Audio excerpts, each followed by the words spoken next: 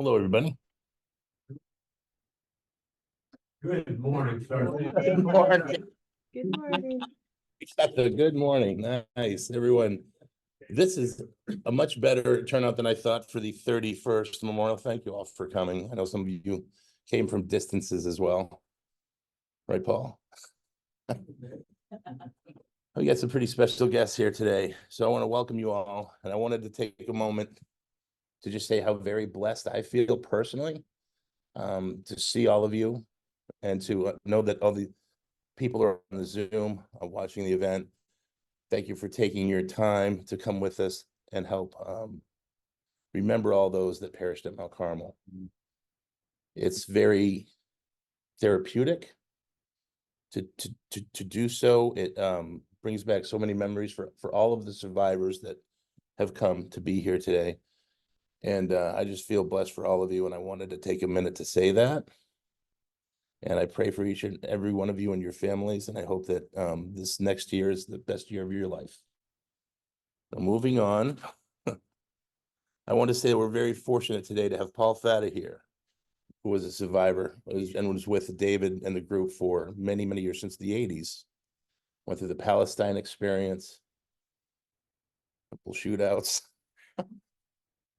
Anyway, Paul has come great distances from California to be with us today. And we also have Dana Kiyabu. Dana is one of the survivors. She was there early with the group and had left before everything happened. But Dana's a big part, and she knows intimate stories about some of the people that she tells, and which I love because it's like a whole new, I don't know, you put a whole new dimension on everything. Intimate, I like that one. Yeah, it was. It's true.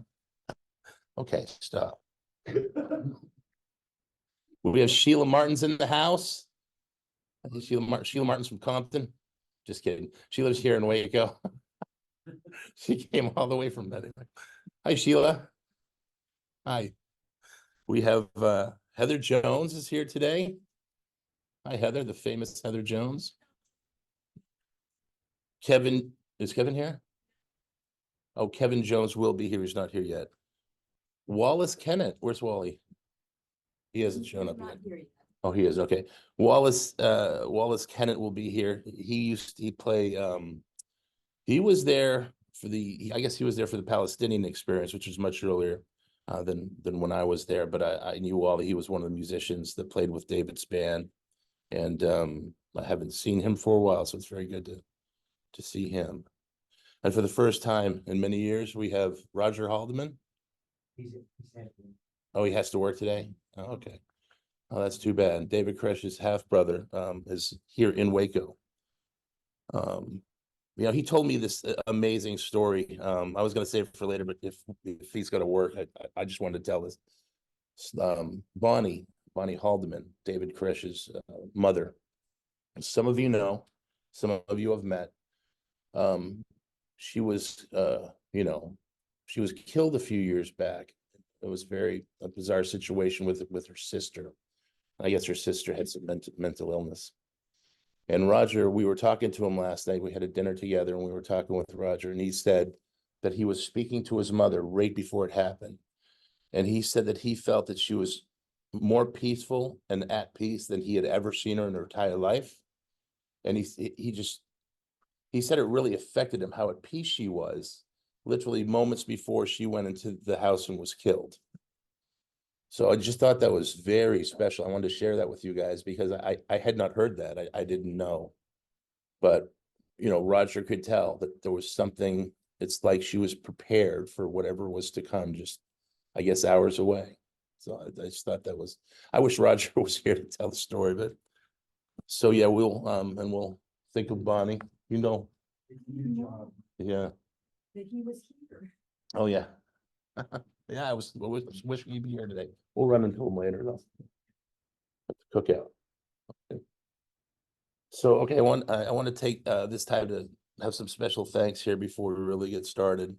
I want to thank the one and only Catherine Wessinger, who has she's been such a great guide and help to all of us. She's helped Sheila with her book and Clive with his book. And all the memorials. You're just always here for us, and we so appreciate you. Thank you so much. So just a few words about Catherine, in case you're wondering who she is. She's a Loyola University in New Orleans professor of history of religions. Her focus is millennialism, say that 10 times fast, new religions, women in religion, and religions of India.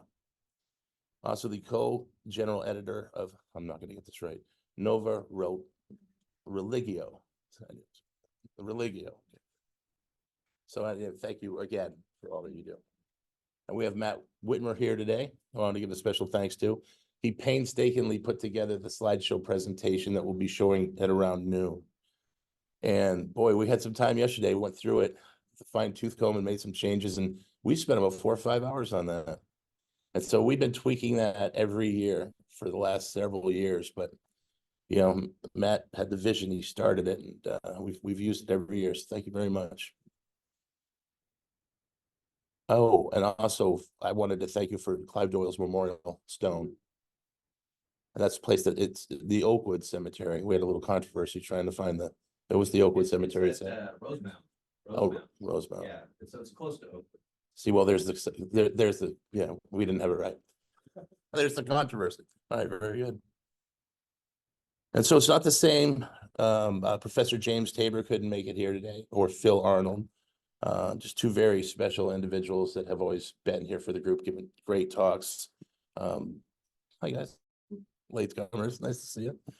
So they can't be here today.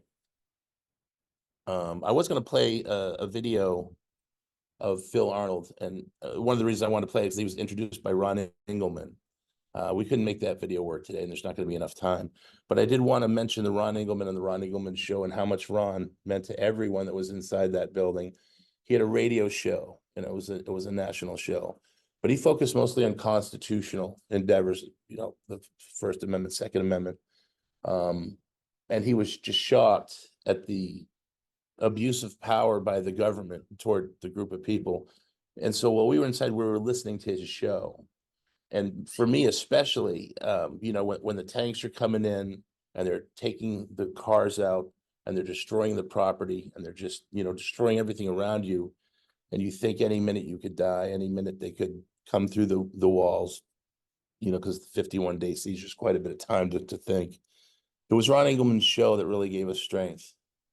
Just to know there was a voice out there that was supporting us on just the constitutional values of this country, and to realize that we were fighting against this oppression, and that we hadn't even had our day in court, and we're already being tried in the press. We're already being vilified and basically crucified as the 51 days wore on, and it got worse and worse and worse.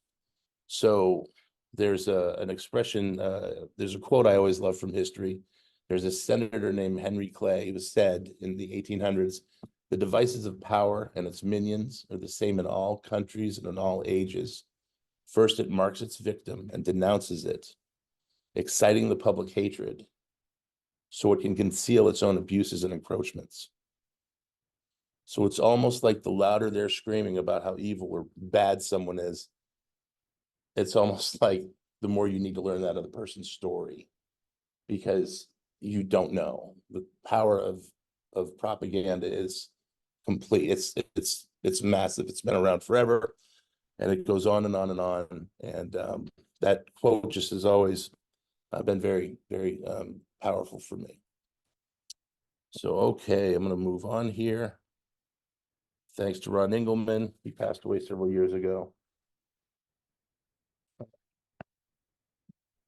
So that's my notes. Now I was going to wing the rest. Yes, Sheila?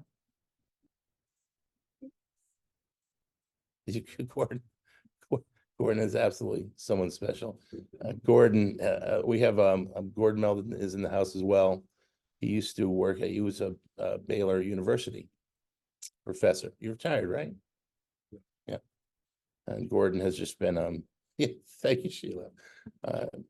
Gordon has done a lot for all of the people over the years. And Kevin Jones finally is in the house. He showed up. Good to see you, Kev. All right. So I wanted to see, Dana, did you want to tell some stories, or do you have anything you want to say? Hi, y'all. No, I mean to come up here. You don't have to. Actually, Paul's, I do have just a little. I thought you might. Talk about, no, just. No. I you need didn't have to- to. I was thinking of people, and the person who came to my mind was Edna Doyle. I talked a little bit about Clive last year. I think you all called her Sister Edna. I called her Sister Doyle. See, Sheila and I call her Sister Doyle. Other people would call her by her first name. I could never do that. And, you know, you look at her and you think that she's a crabby old lady. And sometimes she was, but I want to tell you about a side of her that was not. She would help take care of my young son when I was going to nursing school. And he just loved her and she loved him right back. And she would take him on walks to the ponds. And he got scared by the geese over there because they came and they started to try to peck at him once or twice. And so he was really scared of the geese. And she kept saying, no, the geese are okay. And we were going to go for a walk once when I was visiting. And he was saying, no, geese bite, geese bite. And she said, no, the geese don't bite anymore. And he said, geese don't bite no more. And she held his hand and he was walking with her, just going, geese don't bite no more. Geese don't bite no more. And she was smiling, the most radiant smile. And she was like his grandma, right? And so I just wanted to share that about Sister Doyle and what a not crabby woman she was. And she's also one of the strongest women I have ever known. They do not make them like they made her. She spent a lot of time with the kids. Yes, yes. She was Grandma Doyle, but I know that Sky held a really special position in her heart. And she used to write to me about him. And I still have those letters. Tell us another story. You can't go yet. I don't know. What else can I tell you? Well, you can tell us about somebody else if you. Well, I have a Peter Hipsman story. I have a Peter Hipsman story because I saw Wally Kennett for the first time in I don't know how many years. I haven't seen Wally since probably 1991. And Peter Hipsman was a fun guy, really funny guy, and he would always he would imitate people when they weren't around. And Wally has a way of standing with his hands like he's at ease. And so when I saw him last night, when I first came in, he stood up to greet me and he stood just like that at ease. And I said, Wally, the first thing that just popped into my mind was Peter Hipsman imitating you.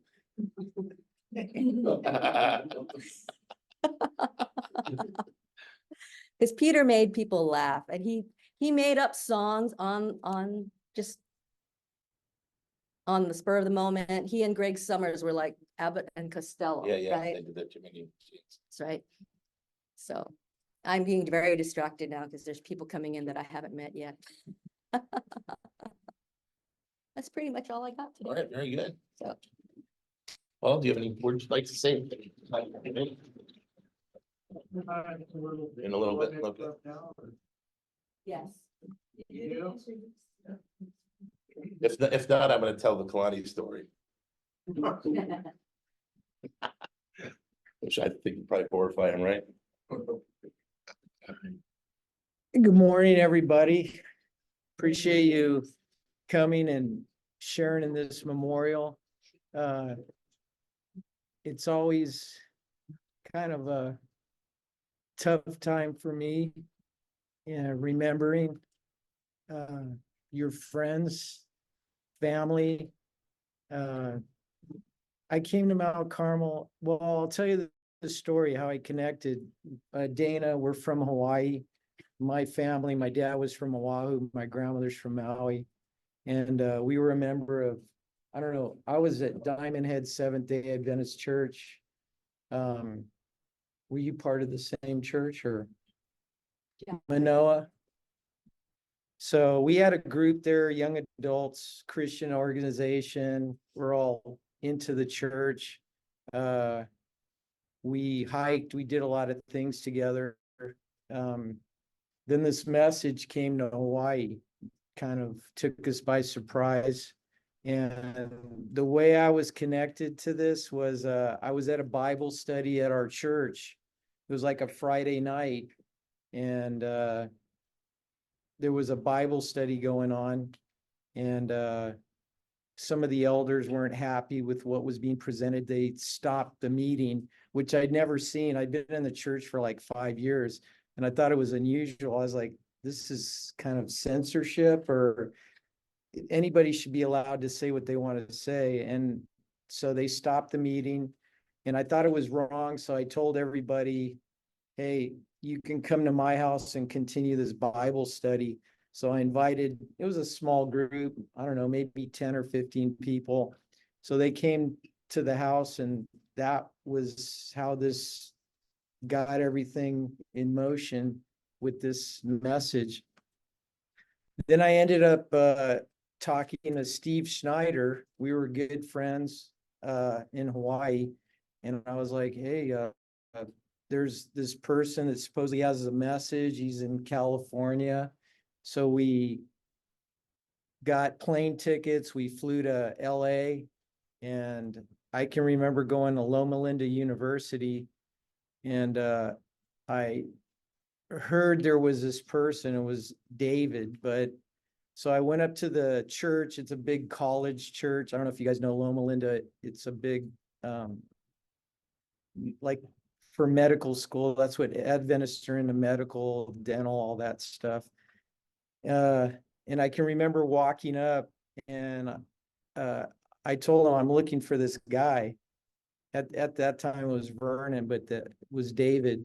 And they said, oh, he's over there by the room. So I walked up, stood behind him. He had his Bible open. He was giving this Bible study to these two young people, like college kids.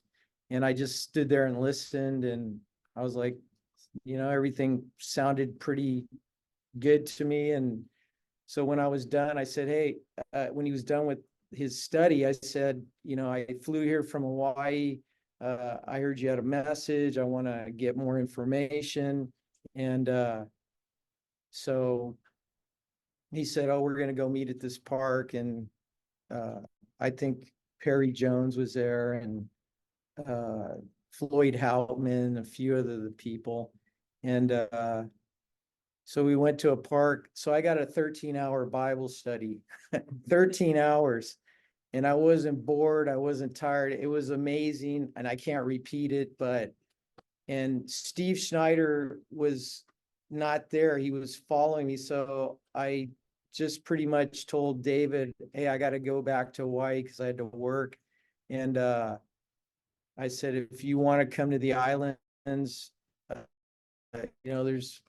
and continue this study, you can. And so I left. So that was my connection to the message. Eventually, how many people were in our group from Hawaii? It's about 13 or 15 people. We left the most beautiful place in the world to ended up in Texas.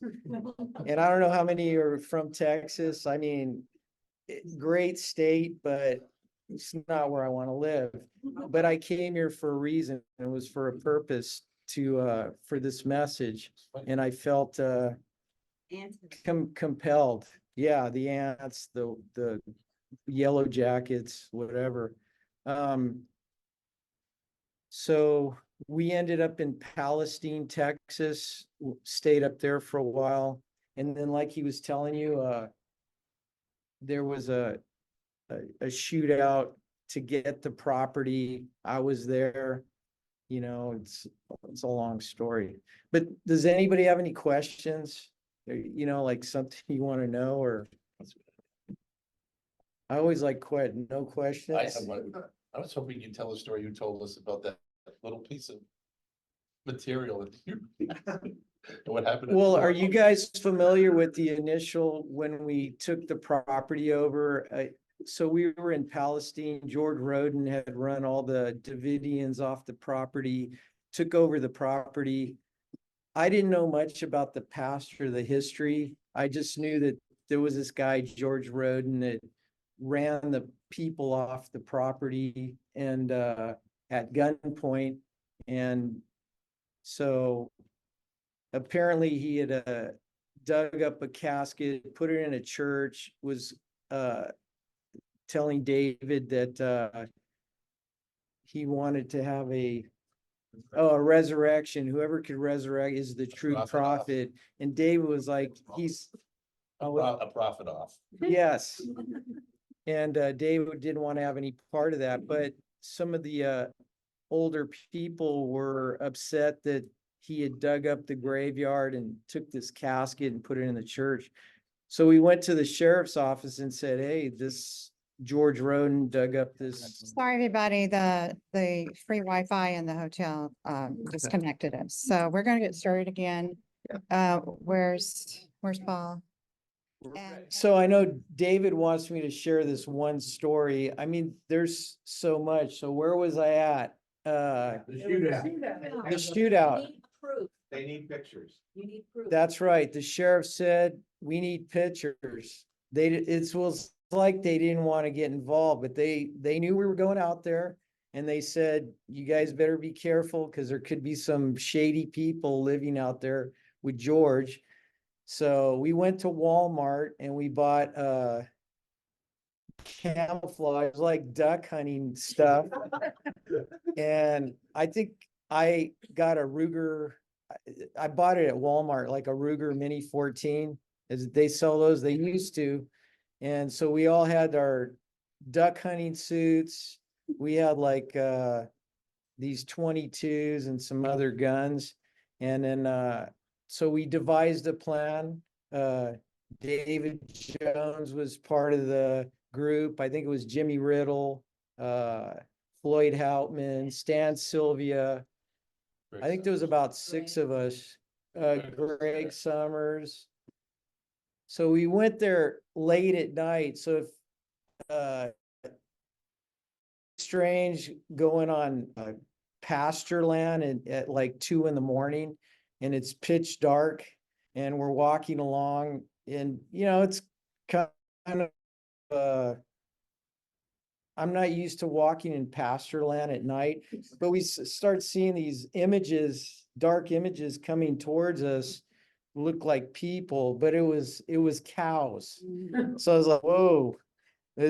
So we ended up going to the back of the property and we're going to go where this casket is, supposedly is in the church. So we had 2 cameras and what happened was, I think it was, I'm trying to remember who went up there. It was Mark Wendell. And I don't know how that we were coming to the property and he moved the casket. So we all kind of met at the back of the property and the casket's been moved. We don't know. So we waited till the morning and we were going to go from house to house. There was houses there then. And we checked the houses and we got up to one house and there was some people living there. And Dave was like, hey, we're looking for this casket, but you guys just need to leave. We don't want any problems. So when they left, they told George that we were there, I guess, obviously. And then George ends up coming up the road. He has a black cowboy hat on and an Uzi under his arm. And I remember Phones off, guys, by the way, put the phones on vibrate or something. anyways, George ends up yelling. I could hear him yelling. He's like, is that you, Vernon? And at the time, he says, George, we don't want any problems. Just leave the property. And anyways, right when he said that, then George starts firing this Uzi at all of us. And so we just took cover.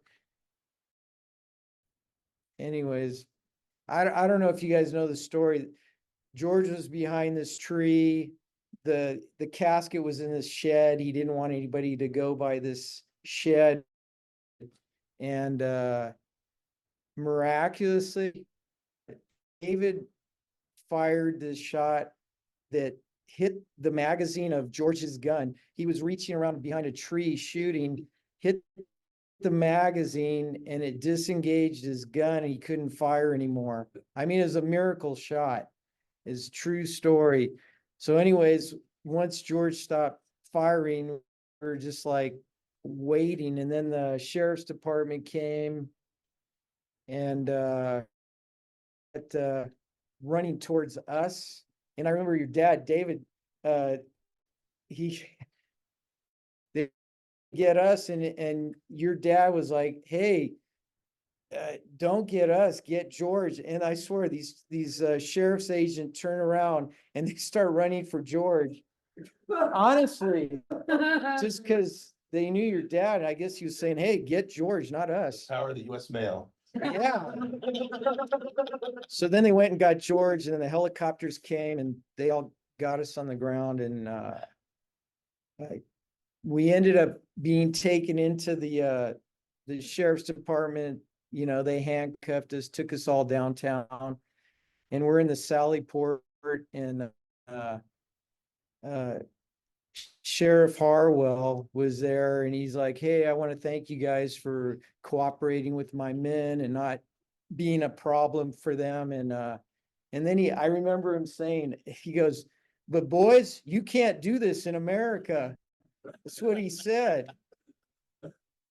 But anyways, they treated us pretty well. Anyways, there was a trial after that. So they were trying us for, Here it comes. well, what was it? Then- Yeah, it was like for manslaughter, murder, all this stuff. Attempted murder.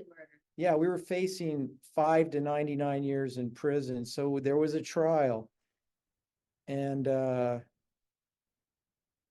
back then, I mean, my faith was, I felt so confident that we were going to get through that. I mean, it's changed now after the federal thing, but anyways, during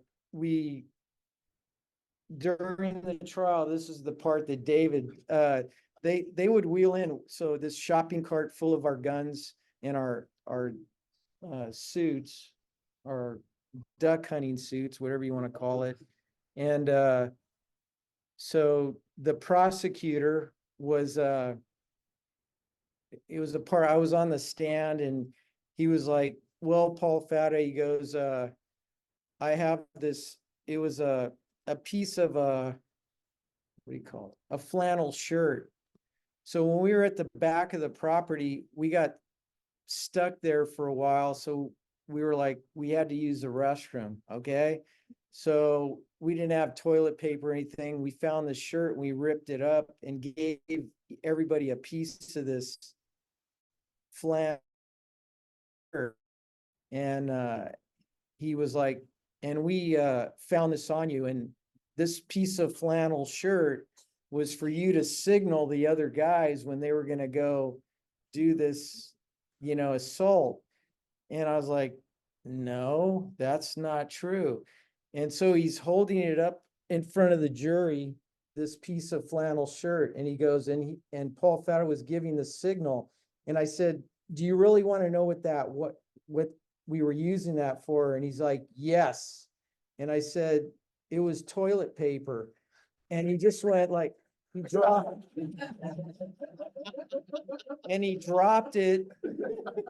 And the whole courtroom, the jury and everybody was just like laughing. So I think, I don't know, our faith was strong then. We ended up, and I think back on it now, 5 to 99 years in Texas prisons. I hear they're like gladiator schools, and we were all acquitted of everything.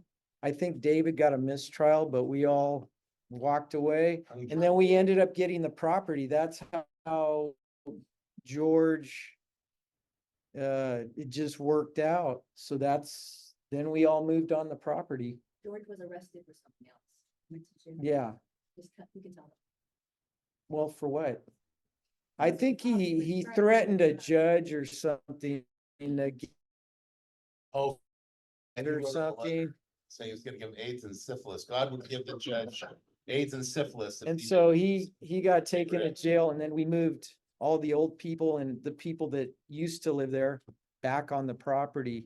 And that's how that whole, the new group, if you want to call it, came on. And that's just one, yes. So at what point did your family that wasn't involved in the church start saying to you like, hey, this is a little, this is a little crazy, or what are you doing? You know what I mean? Like you go to, now you're in trial, you're going to court, your family.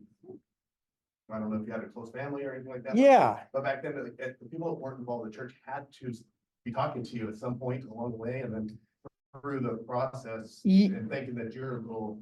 No, like fanatical or Yeah. crazy. So my background, I was raised Catholic. I, probably was drugged to church by my mom by the ear, but I always had an interest in spiritual things. I became part of the Adventist church, which believes a lot in prophecy and foretelling the future. And we believe the gift of inspiration, which is God from time to time would send messengers here to guide his church. So to answer your question, my parents, although they didn't they respected the fact that I'm making my own choices. I will say this, I never forget my dad when I was, what I just told you, the incident when we got arrested. I was right here in McLennan County. If you ever been to the McLennan County Jail, it's like concrete and steel. It was like built in the 1920s, and it's like Arctic cold in there. It's like a polar bear or penguin cave. And I remember there was just these little holes for visiting. There's no visiting room. They send them up and you're standing there and there's like a little hole about this big, a window, and then some little holes. And my dad came up and he he looks at me in the face and he goes, "What the hell is going on?" So he's and so to answer your question, I think, yeah, my parents thought, yeah, this is a little fanatical, it's a little bizarre, but they respected my decision to do what I wanted to do. So even though, and I think after the trial and everything they saw, what the media was doing and what the truth was, I think it turned their minds around about all of it. They could see that we didn't deserve what we got, the way we were treated, the way the media was manipulated to, make the minds of the masses against us and think we're all nuts and crazy. But maybe we all are a little nuts and crazy, all of us. But I mean, in this country, you should be able to have the right to make choices and do what you want to do without being attacked like we were. But any other questions? I don't know if I covered No, everything. I will say this, I was caught on the outside. I was at a gun and trade show in Austin, Texas. I had left that morning and I was with my son, Paul. He was 14 at the time. He lived there from 10 years old to 14 years old. And my granddaughter's here, McKenna. She's 16. She's obviously my son's daughter, but she had some interest and questions. But I will say this, there was a lot of support. I ended up in Oregon, Washington, and then Idaho. There was all these people, call them Christian patriots, call them whatever you want, that believed in us, wanted to help us. I had people helping that were strangers. It was amazing. They But, moved all over the country, didn't they? yeah, they were, I felt like the Texas Rangers were trying to, they put me on America's Most Wanted, was just gonna say that, actually. armed and dangerous. They went from wanting me to help in the negotiations. They wanted questioning that I tipped off the my friends on the inside. And so, oh, they brought that, if you wanna, somebody sent me this. Yeah, my parents, here, Showed us. you can pass it. We were on the inside, we found out that he was on America's Most Wanted, and we were laughing about it. Paul Fatta, America's Most Wanted. Do they know this guy? Do they know what they're talking about? See, and that's, I just want to say, so when you were talking, I was thinking about the sensationalism of everything. Because, when you're talking and you're telling your story, it's a little out there. I mean, most of us aren't gonna get a bunch of guys and go take back but it's rational. It's not this incredibly demonized thing, like these evil people with guns that just want to. And that's how the media makes it sound, but that's not the truth. The truth is, we're all people. You want to protect what you love. You want to protect what you have. And, in this country, especially in this state, you have every right to do that and to defend yourself. But it's just like, like you meet Paul Fatta, you talk to Paul Fatta. This isn't some guy with horns, right? That's like gonna go do some kind of weird like seance thing later. I mean, this is, a Personally, really nice person. I respect the fact, I really don't like guns. I mean, I had a BB gun, a Daisy BB gun when I was 5 years old. But as far as gun, I'm not a gun expert. I don't, and they tried to make it sound like, but anyways, So I have a yes, question. Any regrets on anything that you've ever done with the Branch Davidians? I don't. I mean, you make choices in life and you take responsibility. I was raised that way. Be a person of your word, love your neighbor as yourself. And, there's a lot of, I didn't just come to Texas on a whim. There was a lot of soul searching. There was a lot of studying. There was a lot that went into it before I decided to go. I walked away from a business. I had 75 employees. I was making a lot of money. I had a nice place. So there was a lot on the line, but I didn't want to be a hypocrite because I was part of the Adventist church and I was there to learn a truth. And I was like, you know what? I would be a hypocrite to put that all aside for money and not pursue my faith. And it sounds crazy, it might sound fanatical, but if you believe that everything you have, your talents, is given to you of God, and I really believe that. I believe that I'm walking away from this, but God could give it back to me again. And some of it is true. I've got a little bit back, and not that, so no regrets. I'm moving forward with what I got.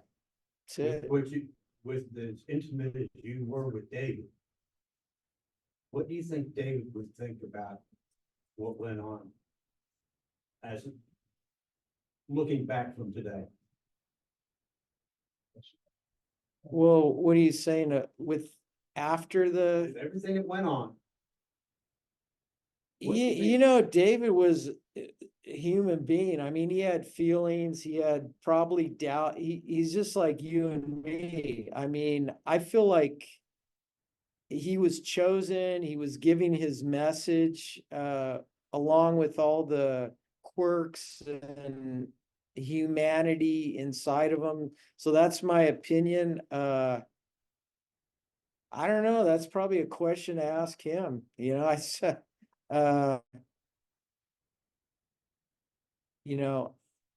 when I was in the Adventist church, I'd go to a lot of revelation seminars and different things.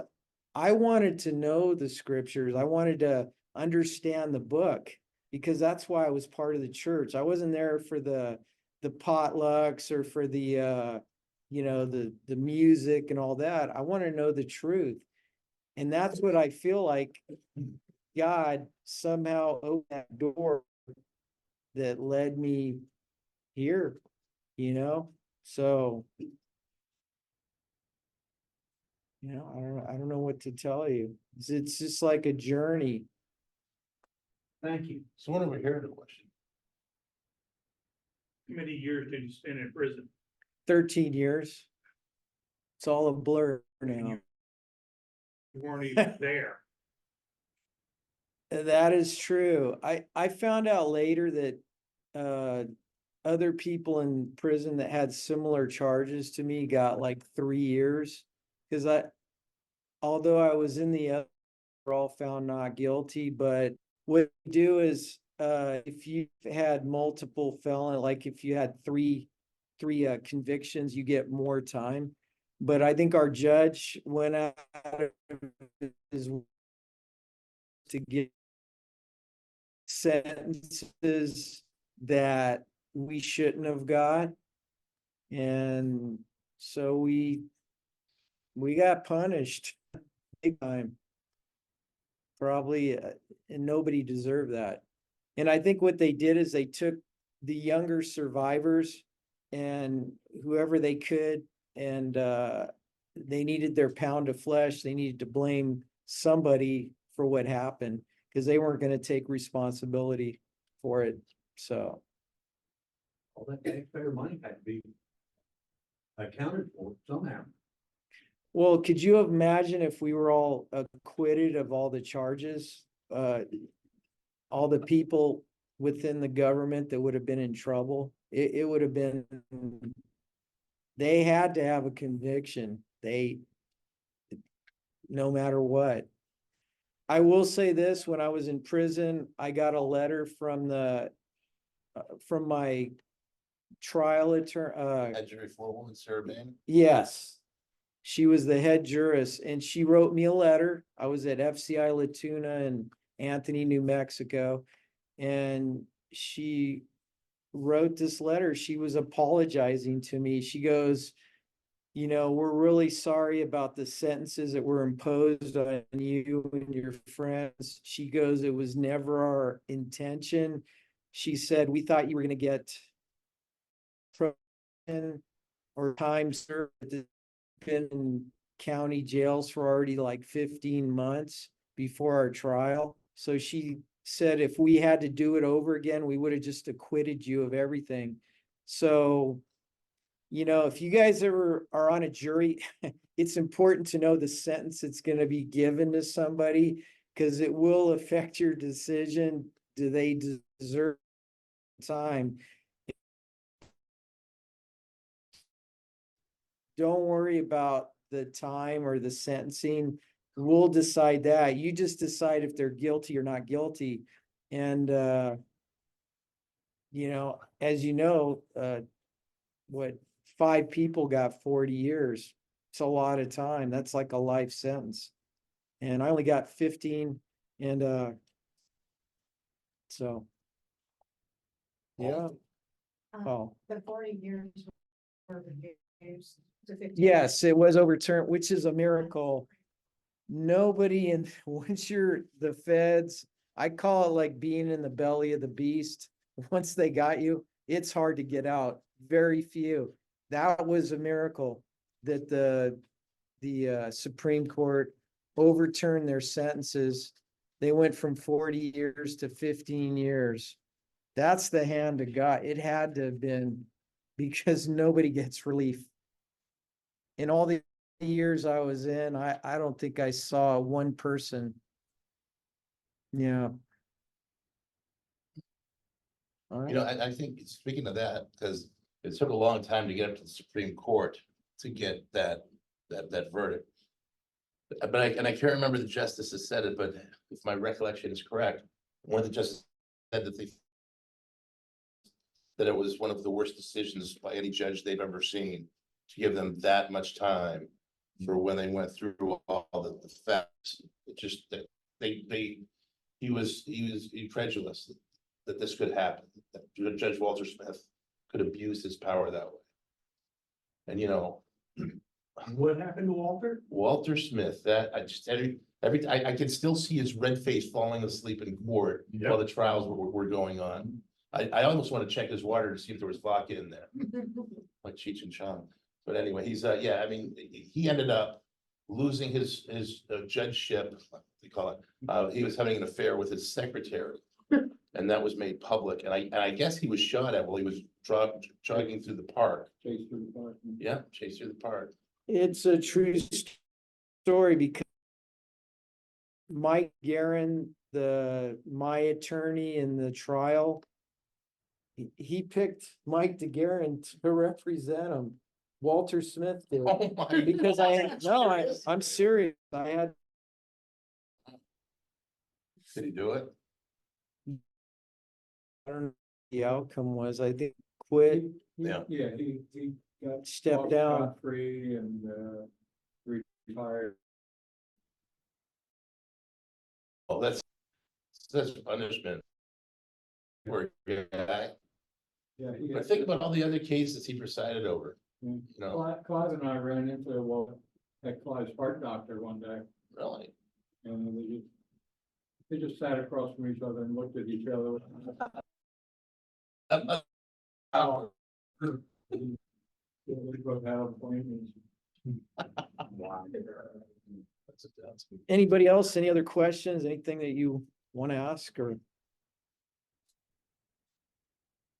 Come on, this is your chance.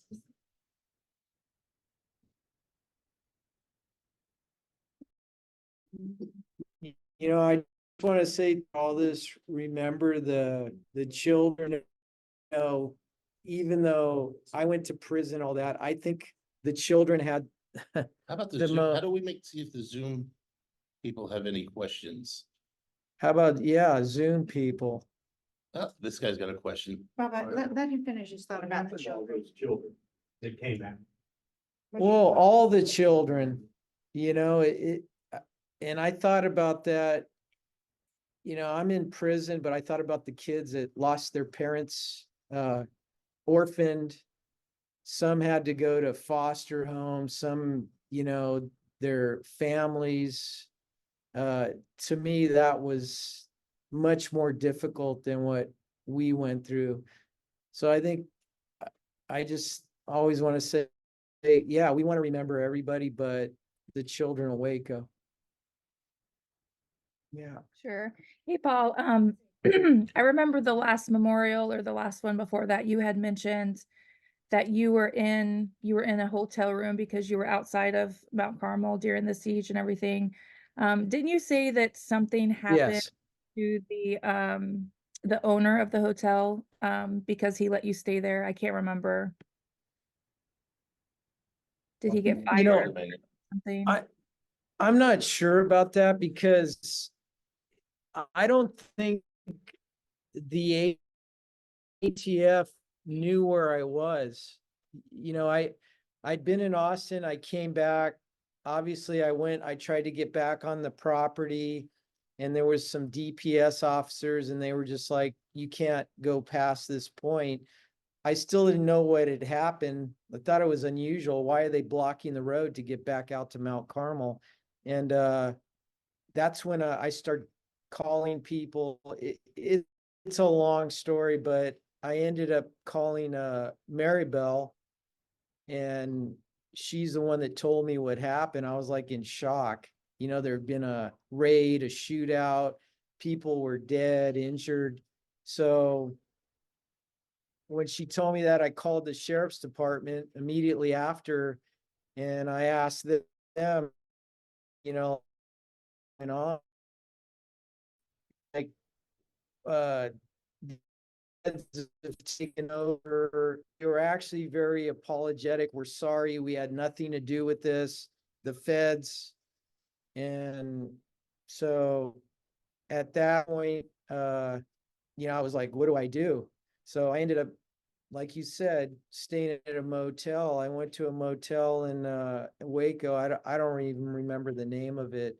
but I got a radio at the time. I was watching TV and just kind of monitoring what was going on when uh, I don't know if anybody got fired. I don't think the federal agents knew I was at the motel, so I don't know. You know, I ended up staying there for maybe a couple weeks, I want to say, until they had a sealed warrant for my arrest, and that's when I left. Is that, but I don't know about the fire. I don't know. Yeah, I Well, can't he- remember. No one would go to the hotels. Yeah, Yeah, someone I had- can't. Well, yeah, but I think Mark No Domain was out before that because he lost, he basically lost his business. That not enough people would, he was known as being the guy that helped the Davidians, so. That's what it was. Yeah, yeah. That was not a Yeah. popular thing here in this town. back then. Well, I mean, that's now. too bad. I mean, that happened. It shouldn't have, but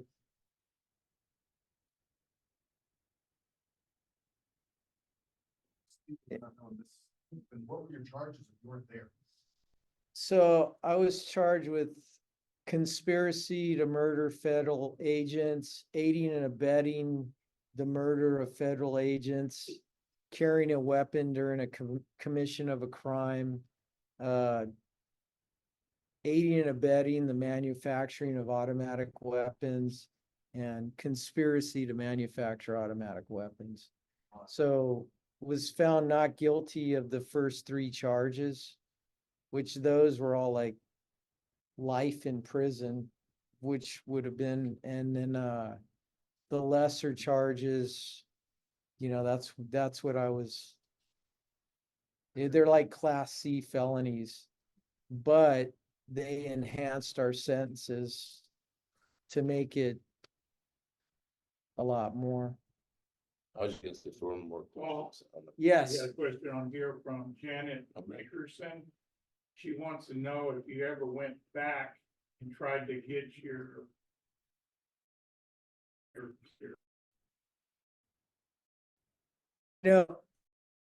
Once you're a felon, it's almost impossible to ever have that removed from your record. I did have something removed. I went to my attorney and I had a $1 million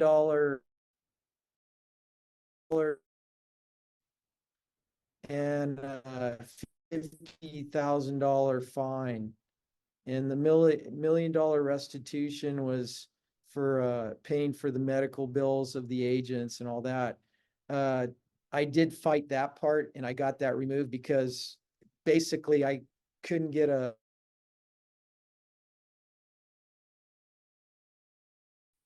and it took me a while to have that removed, but that part, yes. As far as the other charges, that's probably impossible. So once you're a felon, you can't work for anybody. They're gonna do a background check and you're done.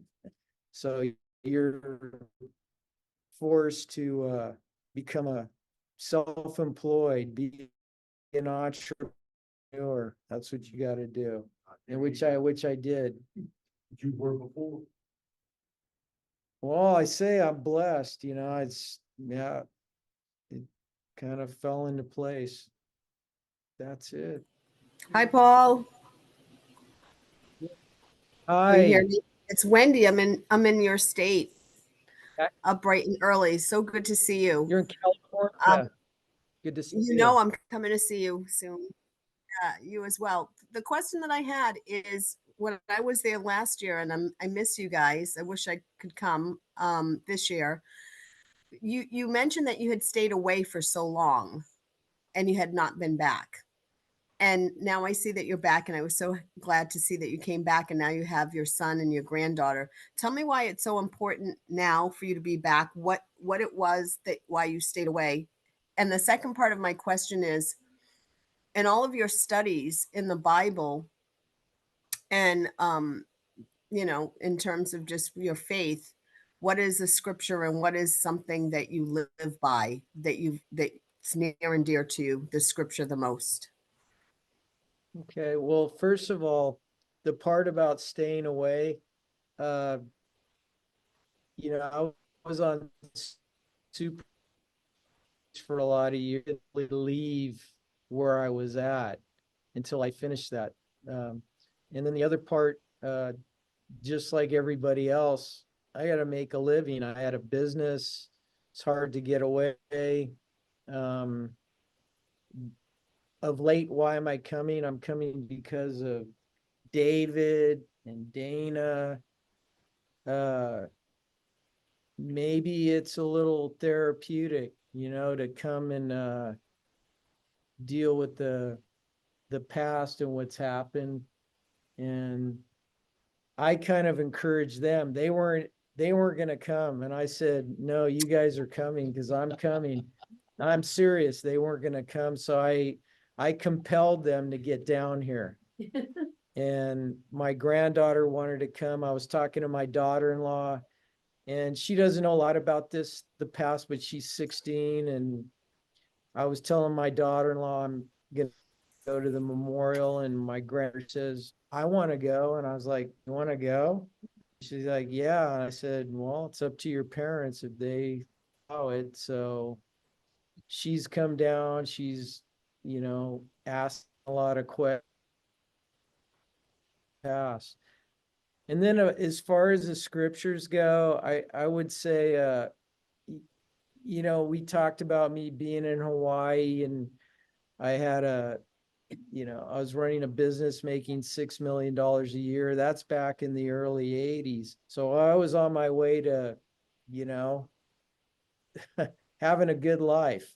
But I would say to gain the whole world and lose your soul. And I think that resonated, that, I would be a hypocrite if I'm part of this church and organization and I'm pursuing my faith, which should be, your ultimate goal in life, I think. But so I would say that. And I remember leaving Hawaii, and I was like, you know what? I'm gonna, make this decision, move forward. And I feel like, if what I have now I'm walking away from, can get it back. I felt that confident. So that's it. Mhm. Mhm. Keep it simple. Great, Yeah, this was thanks. gonna be a Zoom event. All insisted we all come down here. Yeah. I told David and Dana, get down here. Even for the small group, even if there was 5 people here, it doesn't matter. We're actually here for you. And that's, that's the thing that Paul said. It's like, that this is why I'm here. It was so compelling, is that this is not, and I knew it wasn't about us. This is for other people. Have meg toward us and toward what happened. And I see you out there right now, people that are in my Facebook group. We talk all the time, always sharing stuff on Facebook. I see many of you, and it's like, you guys are a big part of my life. Everything. Just on wanting to, I just, all I want to do is play music, and that's it. Nothing else really mattered. And then I met David and then the group and everything changed, right? But now what I realize, it's not about how much money you can make. We'll look at the corporations that are destroying this country. They have all the money in the world, and they don't give 2 craps about you, unless you're not buying their products. They don't give 2 craps if there's so much homelessness that nobody knows what to do about the problem, or the fact that there's not enough mental facilities for people to be able to go and get the help they need. Instead, we put them out on the streets so they can get into even more drug addiction and war with each other, and then war with society. We have the most money of any country on the face of the earth. Jeff Bezos could get everyone in this country $1 million. And it would be nothing for him. He wouldn't miss it at all. I think all the products everyone could buy. Think of all the good that we could do if everyone were something like that. But the government, if they wanted to, they had to, people got stuff done. People were able to take care of their kids because no one could go anywhere. They had no choice. And more again, we're supporting genocides that are happening in the world right now. People are dying, little kids who have no idea who Israel or Palestine is, or what Zionism is, or anything, are being killed daily. And they don't give two craps about what side they're on or what ideology to follow. They just want to survive. And, we shouldn't be killing each other. The fact that this is going on, I was gonna try it out. Here we are, it blew.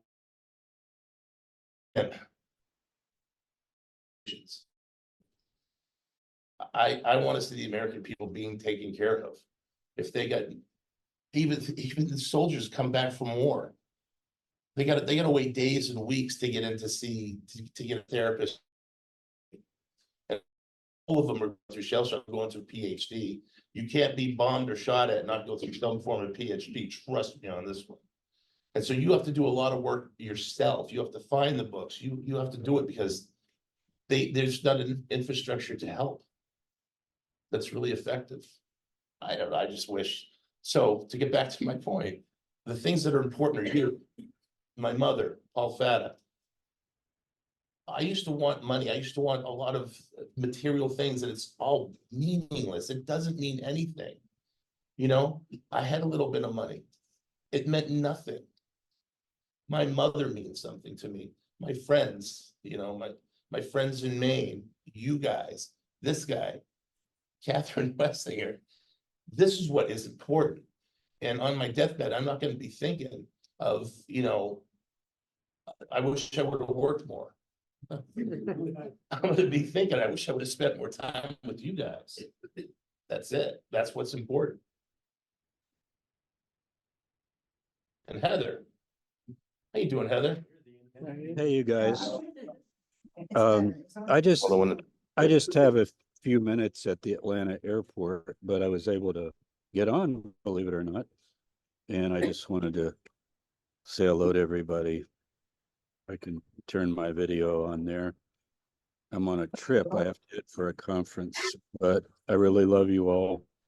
I posted on my blog this morning about the meeting, and I see David, I saw Kathy, I see a bunch of you that I've known so well for so long, Kathy Schroeder and Wessinger. But I've got to go board in a minute, but I was so glad that I got on. Thank you so much. Belinda, everybody, Kristen, I can't name everybody, but thank you. And remember, numbers don't count. Truth counts, right? So Well, thanks for saying hi, James. It's really good to see you. good to see you always. I truly love you, and I mean that, every one of you. The fact that you're even here. Thank you. Thank you. We all love you back, James. Does anyone else have a question or want to say anything? I'm going to start reading some names, but I'll take a couple more. Robert's iPhone has a question. Yeah, I'm with the Fully Informed Jury Association. They did a lot of work for trying to bring justice back with the Branch Davidian trials. Larry Dodge, the founder. Larry Dodge was there. Clay Conrad wrote a book on jury nullification. And but I just wanted to tell y'all to reach out to the Fully Informed Jury Association. I'm the state contact in Texas. Done a lot of work in McLennan County because of what happened at Twin Peaks in 2015 and with the Branch Davidians. So I still teach jurors about their rights and powers in McLennan County. But I want to let you know that this is the most powerful check we got on the government. One vote from a jury a juror stops the government from taking somebody's life, liberty, and property. It's a very, very important duty that we have. And I would suggest y'all reach out to the Fully Informed Jury Association at fija.org. Get some brochures, hand them out to your neighbors, friends, coworkers. Make fellow citizens fully informed about their rights and powers to save people like y'all. That's all I wanted to say. Go ahead, David. Why don't you DM me later and get me some of those brochures? I'll make sure that people get them through orders or when I give talks or whatever. I would love to do that. Yeah, you can send them out with your books and things like that. Yeah, awesome. Yeah, send me a message later then. Yeah, Yes, you're sir. welcome. Thank you. Yeah. Yeah. Hi, everybody. Yeah, my name's Matthew Wittmer, and I just wanted, I'm living in California, and I've been coming here for quite some time. And on the way over, I mean, everybody who was here last year remembers we did a slideshow for Clive. It was about 10 minutes long, and I thought that was a good thing to do to show how he was involved, because we all wouldn't be here today, really, if it wasn't for Clive. I mean, David's right. I mean, this memorial was really structured around Clive's dedication and commitment. So I just wanted to come here today and just to acknowledge him, to acknowledge Clive Doyle and how important he's been to all of us. And I say is and not was, because for years I watched Clive coming to the memorials in the days before, leading up to and after. And David and I were talking about how he would sift through his notes to find where all the names were written down. He'd look at all the updates to tell us what had happened with people in the community. He would field reporters, both on radio and TV interviews with patience and grace leading up to an event like this. And then he would go through the incredibly difficult but important process of remembering everybody who was lost during the siege. I think a lot of people might not be able to calmly do that, but he did that without struggling. And he went about it as just sort of a duty. He just always was all in every year.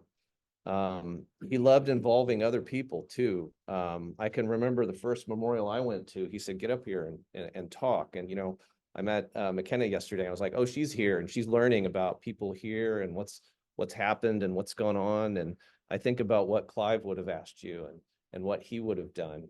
I think the reason that we have the slideshow that you're going to see is because of the years that we spent with Clive, sitting and going,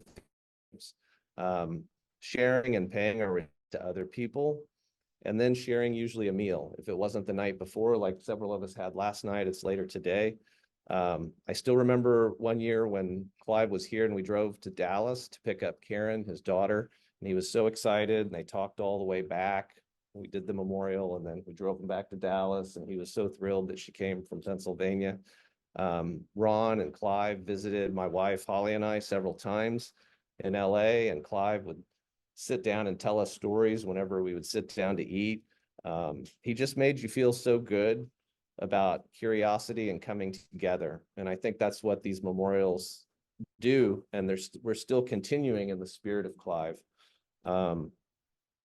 When I was married, many people don't know, I picked a restaurant to have a meal at, and it was a restaurant that we first sat down with Clive when he came out to visit us with Ron, and we all went to Glendale, and he regaled us of his time when he lived in Glendale.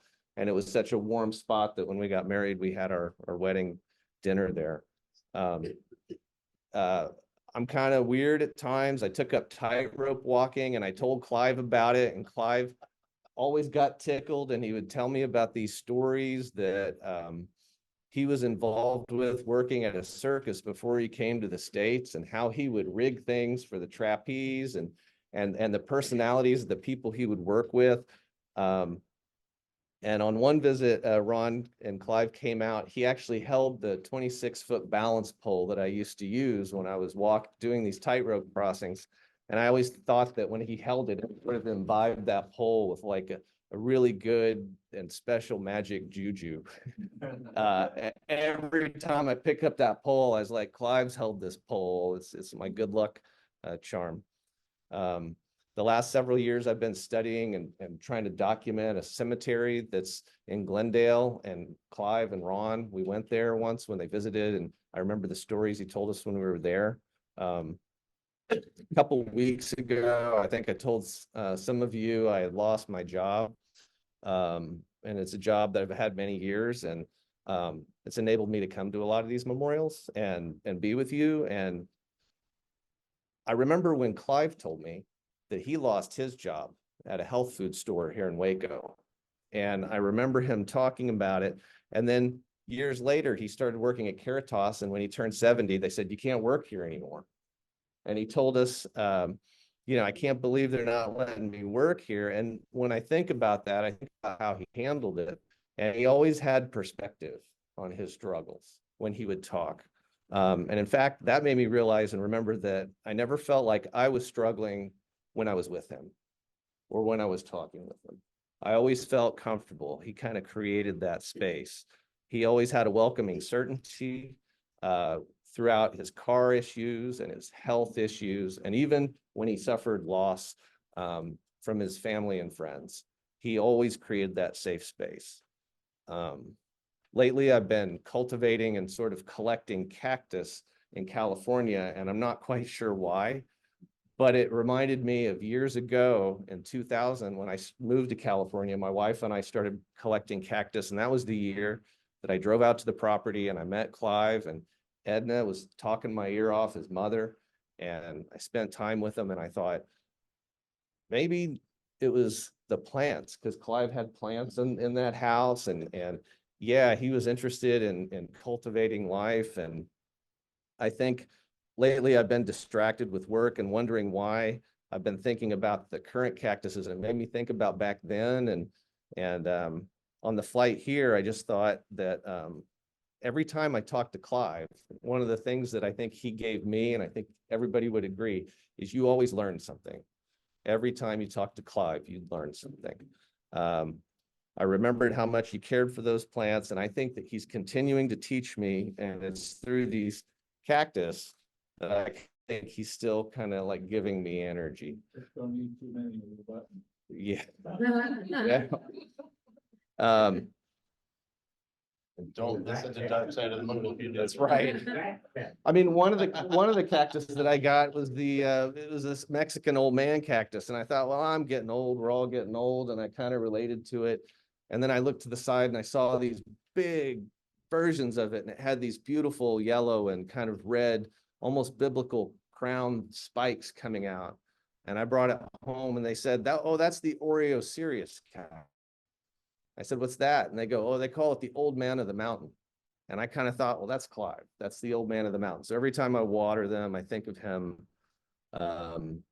Feel like there's a lot of Clive in these plants. And maybe that's just me, but I think he's listening and he knows what's going on. And he was just so fun to be around. And I'm so grateful that so many of us had so much time to share with him and be witness to his strength and the impact that he had on so many people.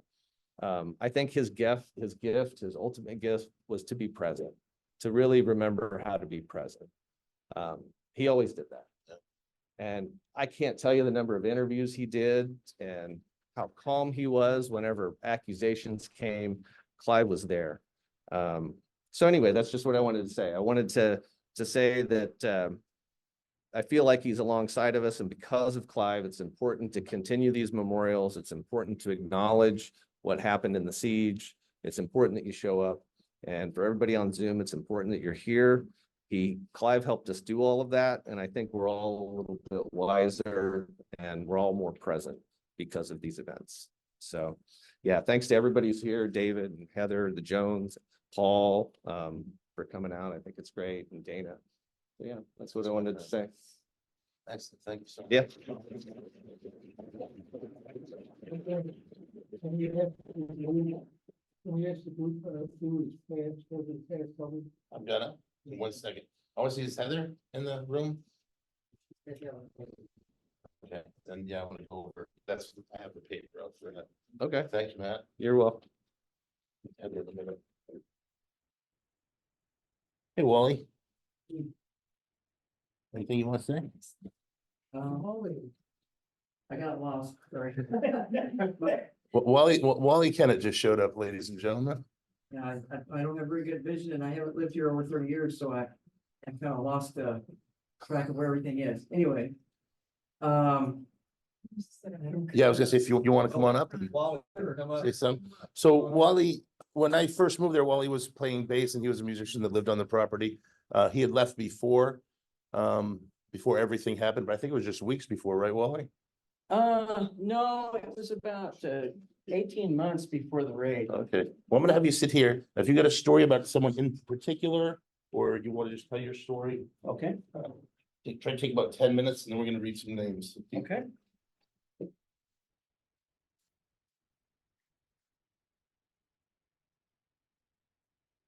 Well, yeah, it was a weird experience, to say the least. I had been gone for about 18 months and I had a job, a sales job where I had a 100-mile radius outside of Waco, and I was just constantly, basically living in my car, working a lot of hours, and all of a sudden I'm listening to talk radio and I hear about the day before I actually saw the newspaper, the headline article that had the, I think it was called The Sinful Messiah, right? Yeah. Yes, it was. Yeah. And I see that on the newsstands when I stop to get gas. And I'm like, okay, something weird's getting ready to happen. And it did. And I was coming back from Mahia and Groesbeck area. I had some appointments over there. And when it happened, and I heard about it after I got out of the last appointment I had before it happened, and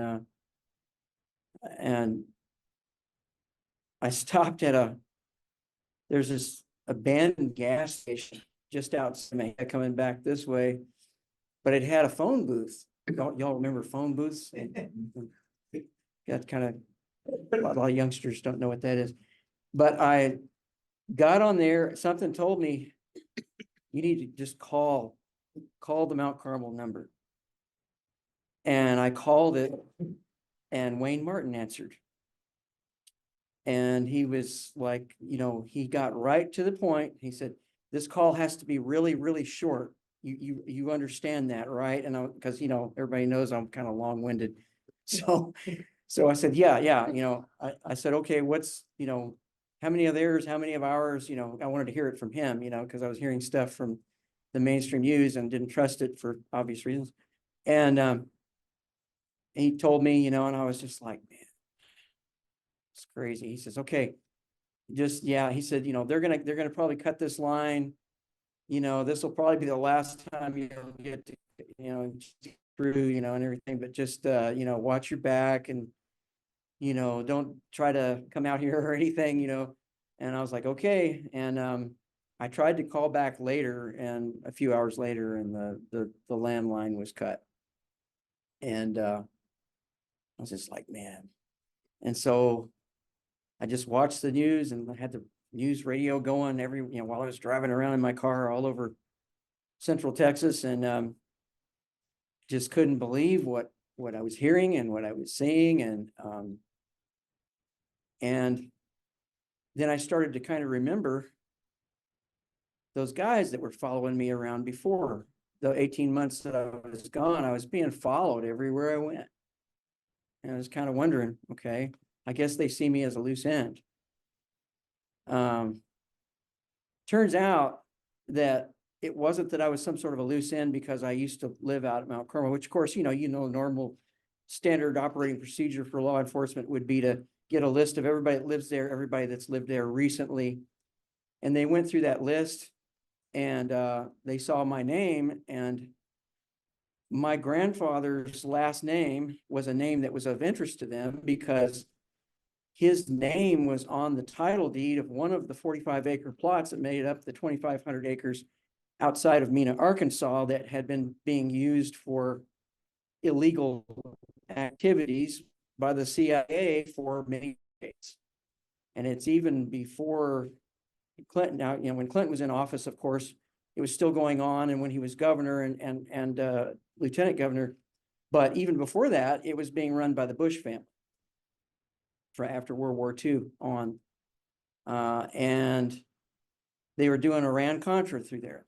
That's where everything was coming back and forth from to go, you know, back south of the border to Colombia and so on. That movie, American Made, is actually very accurate.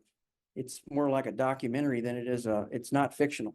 If you ever watch that movie, that's exactly what happened. Did you get a story about someone that was there? Well, yeah.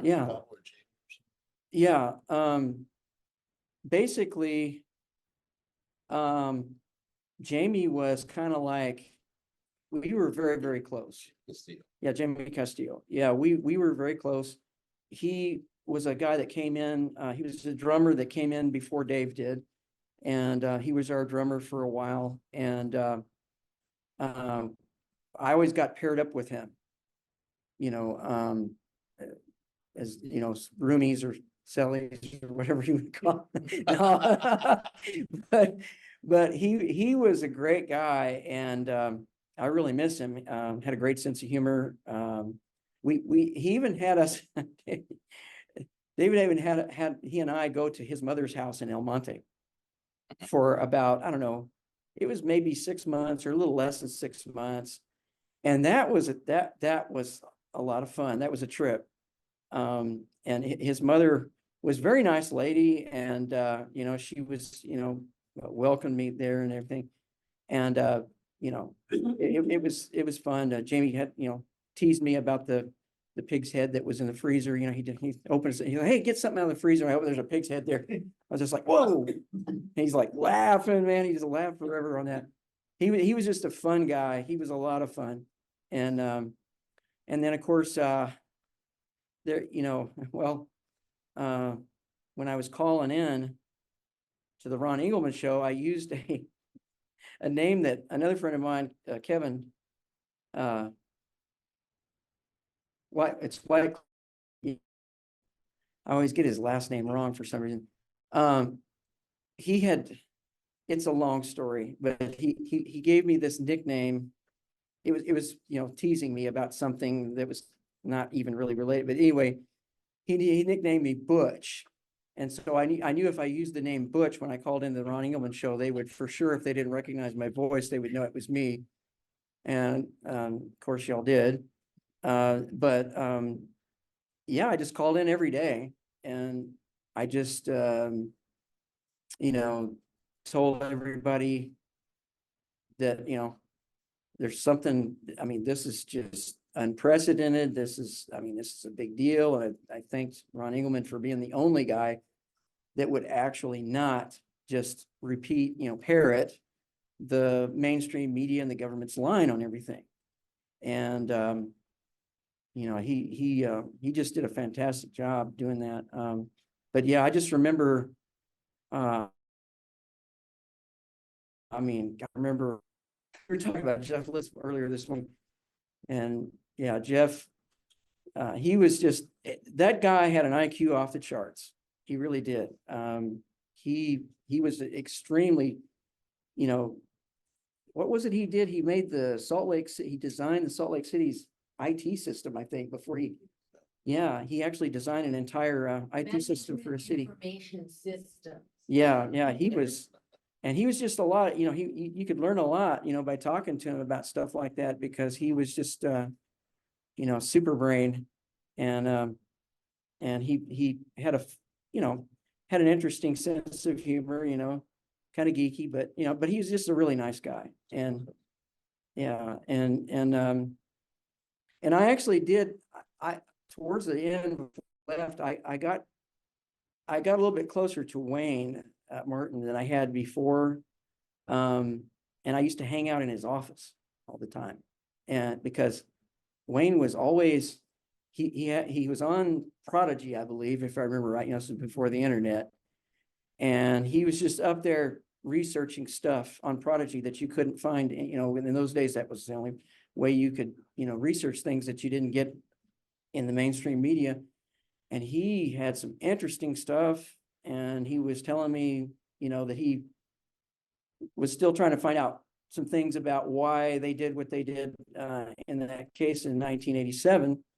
And because, David just told him, hey, just try to find out what else was going on with all of that.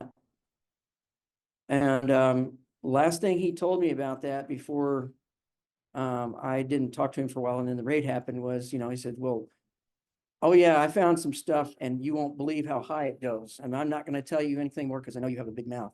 So, so he said, just don't say anything, I was okay. So I didn't say anything, even that, to anybody. I just thought, okay, it's going to come out.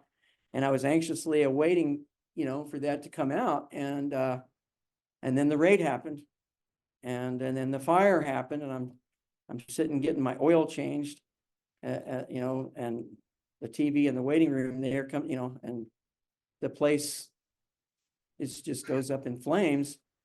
And I'm just, I'm in shock.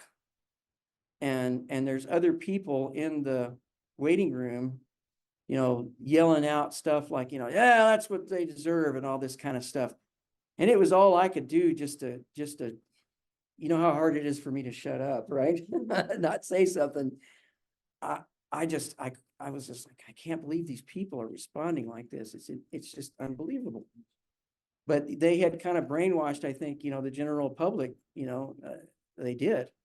And they got a lot of people just assuming. That must have been powerful though, because you knew everyone there. You were Yeah. on the outside looking in. Yeah, it was very frustrating. And it just made me kind of realize that this event was a game changer, beyond a game changer. I mean, it was something that there's just no going back, because, and I think we're kind of at that point now to where people realize just how bad things can be. But yeah, it was just a weird experience and then I had the job that I had at the time was selling fire safety equipment.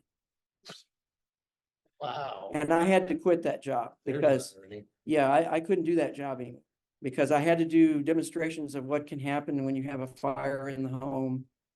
And one of the things my boss wanted me to show, and this is while we were giving him a free steak dinner at Golden Corral or somewhere like that. He wanted me to show this one slide that shows the remains of a child that was trying to hide behind a dresser in a fire. And they said, well, you got to make them realize that they got to make their kids understand they can't hide from the fire. They got to get out of the house. So, I mean, I understand. Yeah, that's a good thing, but I'm not going to show somebody that. Well, I just took the slide out of the slide projector. I'm not showing that. And then it just got to the point where I couldn't even talk about any of it. And I had to quit that job. And just, that was bizarre. Thank you for sharing that. Yep. Some names. I have one quick question, Brent. Oh, sure. Are there any transcripts or the audio of the times you called into the show? Because I've heard all the telephone conversations and stuff like that, but I haven't heard. There should be. But it'd be interesting if they're like YouTube or. Access them. That's an excellent question. I'd love your daily. I should have already checked up on that. I'm sure that there's somebody out there that at least tried to get those, because You have any? Does anybody want to help me go through? Mike has. Mike, yeah, Mike's the guy. Actually, Mike it does might- have that, but there's thousands and Yeah. thousands of tapes, and I Gotcha. just barely got a few of them transferred over. Sure. That is, Believe it or not, it's cost me $4,000 to transfer all of them. I believe it. I've got another So- little crate full of them for you. Yes. Douglas had his hand up. Oh, Doug, let's get done with it. Well, I just got to start reading names here pretty quick before we get to the slideshow. Where's Douglas? Douglas didn't leave. He's working. I can't get, nothing scrolling. There you go. There he is. What's up, brother? He's there. I see him. Douglas, unmute, buddy. Hello, Douglas? Unmute. Did you have a question, my friend? Maybe you can't hear me. Can you guys hear me? Yeah, buddy. Oh, no, I didn't have a question. I was just waiting. Okay. I saw some waving, so I started waving back. Very nice. Nice to see you, man. It's Okay, amazing man. to be here. You guys are all Okay, awesome. so You I'm running know, out of time. I'm gonna move What's- on, guys. I want to talk about, I'm gonna start reading some names here before we get to the slideshow presentation. No. So over the years, we've had many people that have been friends of the group, supporters, people that have come to the memorials. Well, you know, Zoom is fairly recent, but nonetheless. And many of them, Clive, as they would pass away, Clive created a list, which got handed to me along with the bell. This is how I found out I'd be hosting this. Clive said, "Here you go." And I said, "Thanks for the bell." Didn't think anything of it. Then, of course, that meant that I am now going to be hosting because he didn't want to do it anymore as he was getting older. And before, of course, he passed away. So now I have the bell. So the first person, obviously, that I want to remember, Clive Doyle. And, you know, Matt Wittmer had a lot of words to say about Clive. There's not enough words to say about Clive Doyle. And the best way, you know, Ron and I were talking, and Kathy Wessinger and I were talking about Clive. Whenever Clive would do an interview, they'd always try to put the camera down, show his hands because he burned his arms when he was coming out of the building. And they've always tried to imply that Clive was this kind of sinister guy that set the fire and was, I mean, just nothing could be further from the truth. It kind of sickened me, the fact that Clive the target. If you know Clive, if you see the guy live by an example daily, he was an example to all of us of what to do, of what not to do, of how to live your life. He worked hard. He didn't make much money. You know, he didn't have a wealthy life, but he never complained. You know, he was always fulfilled. It seemed to me. You know, he lost both of his daughters. Karen, even more recently in life, she was to come to attend one of the memorials, and she was hit by a head. She died in a head-on collision. And you know that he grieved. You knew that, like, where other people would be devastated, wouldn't be able to function at all, Clive just picked up and he just moved on. And he was like this pinnacle of strength for me, for sure. And I know for a lot of you people that knew Clive. So we just miss him terribly. You know, he's the reason that we're all here doing this memorial. He's the reason that I'm here hosting the memorial. Clive kept it going for so long, and it's daunting to try to fill his shoes, guys. I got to tell you, but I'm just that I miss him very much, and he's top of the list for me of the people that we have lost over the years.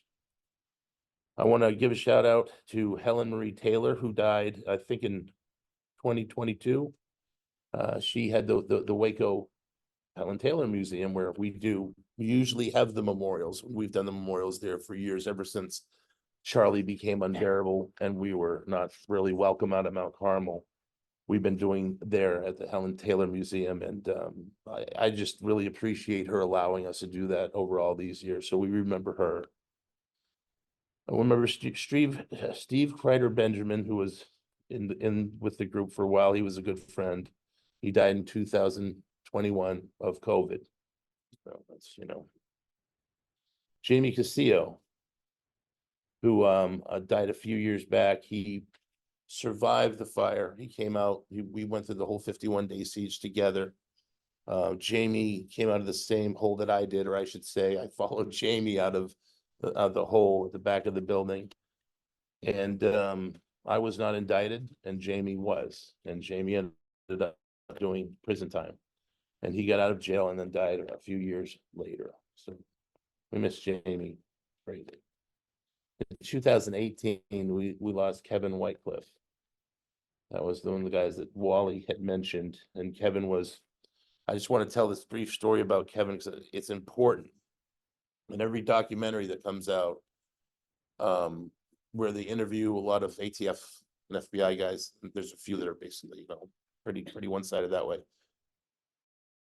they all claim that the helicopters did not shoot at the building.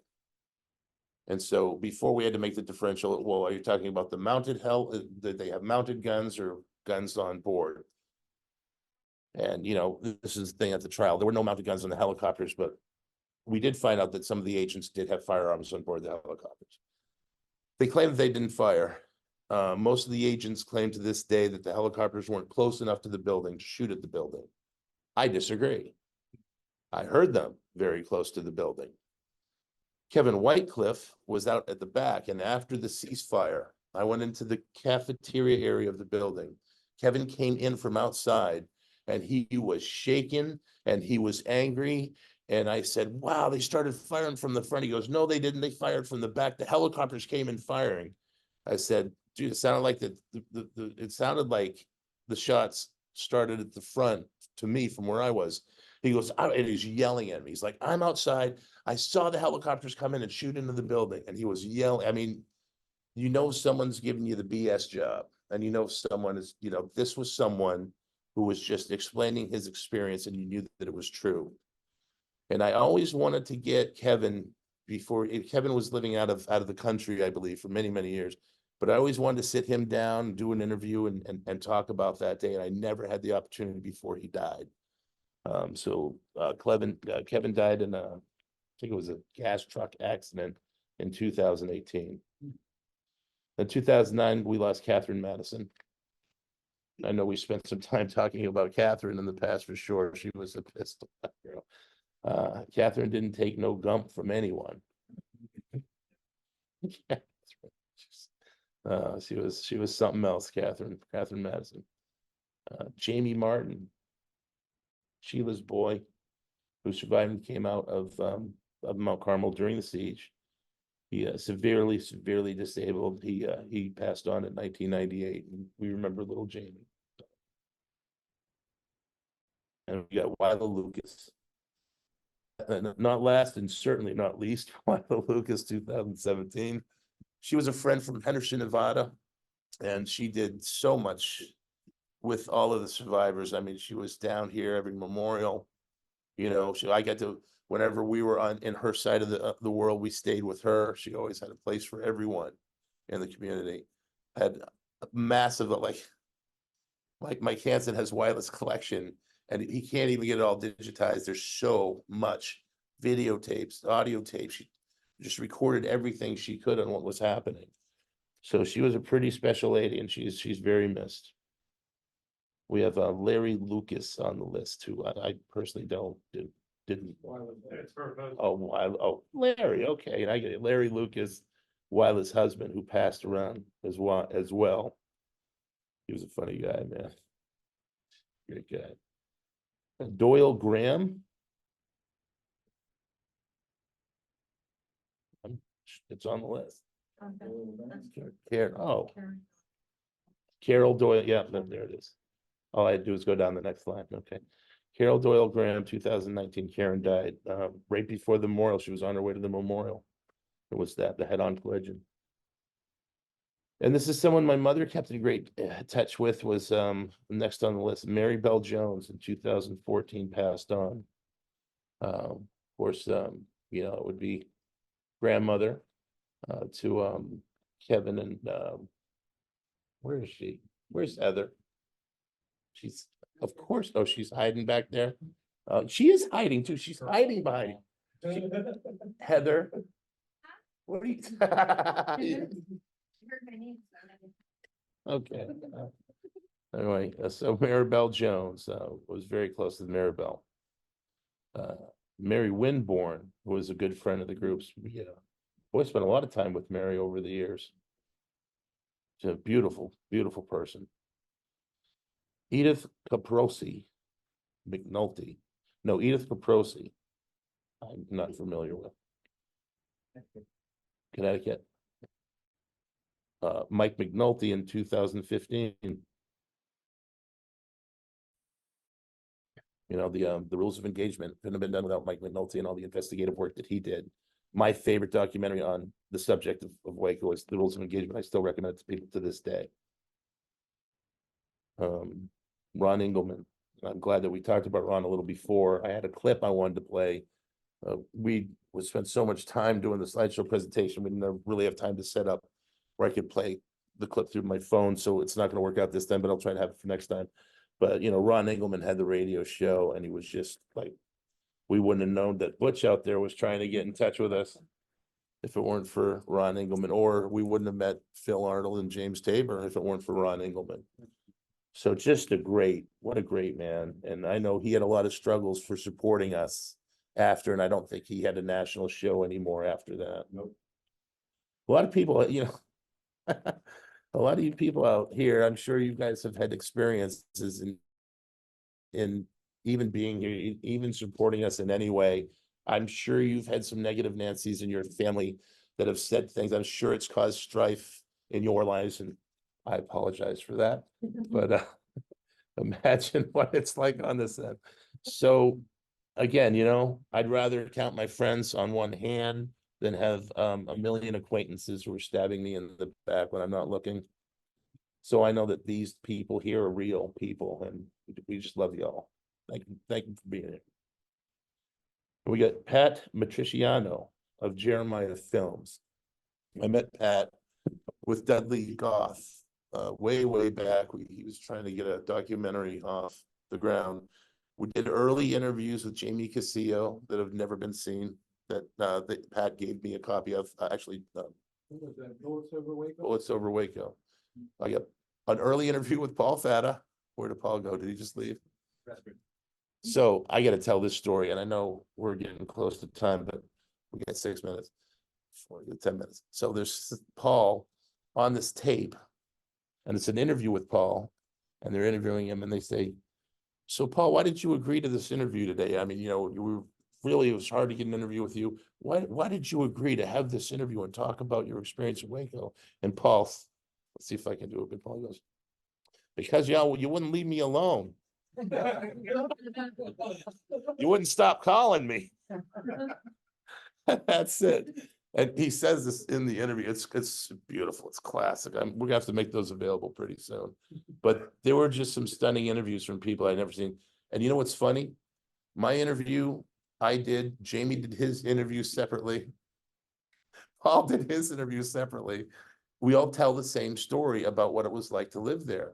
And when I watched every single one of them, I was saying to myself, I'm saying, you know, Jamie's story is the same as my story. Paul's story is the same. And, you know, everyone makes everything that happened in Mount Carmel just sound so insane that it's like people say to me, "How could you have been there?" They're so disappointed. "Why were you there? I like you. How come you were there with those crazy people?" And it's like, you don't understand who they were and the depths of the people and the quality of relationships that you had with those individuals in there. Why wouldn't I have been there? You know, I know how it ended up, but when you're going through it and you're developing the relationships, something that's very poignant and special and personal. I told the story, Paul, you missed. I'll tell you later. This is a good one. It's very funny. Okay, so Pat Matriciano, we remember him. Gray McCamps, 2020. I'm not familiar with Gray. Tommy? Friend of Tommy?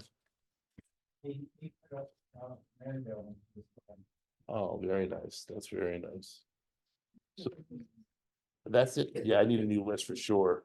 Oh, I got a few more here. I got Richard Mosley, who died in 2017. Yep. Richard Mosley.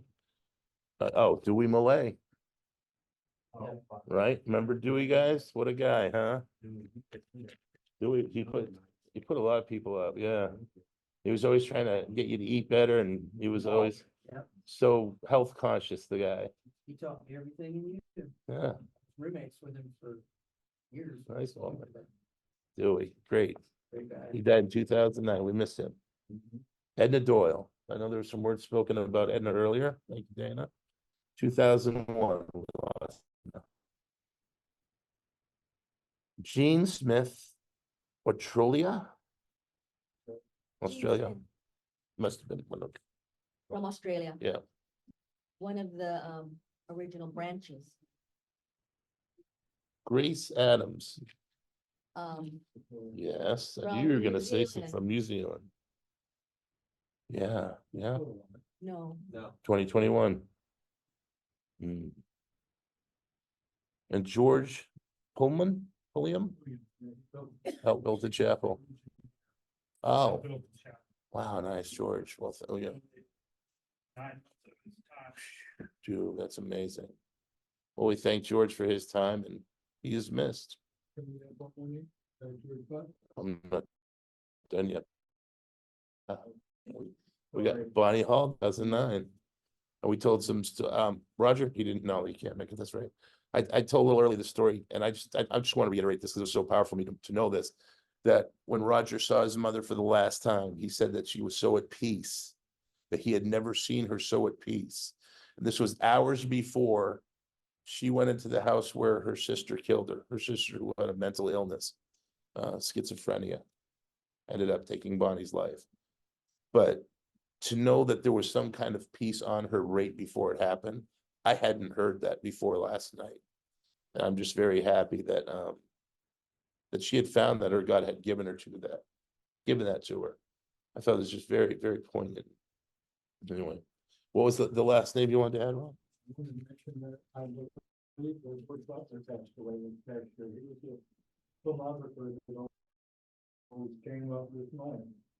Yeah, he was a supporter of the Branch Davidian from day one. Yeah.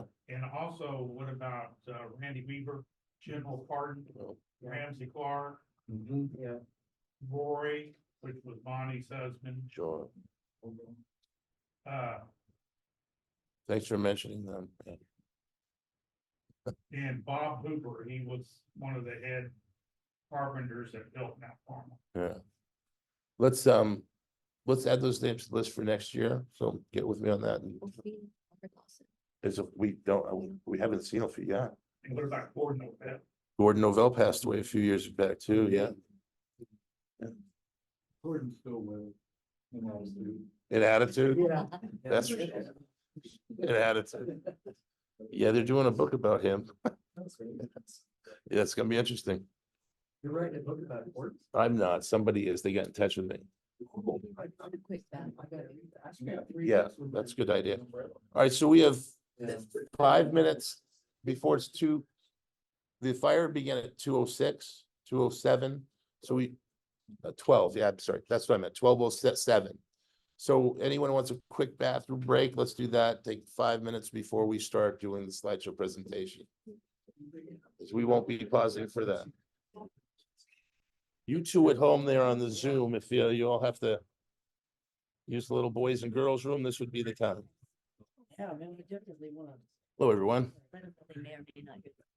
So, and this is the portion of the memorial where we go through the slideshow presentation.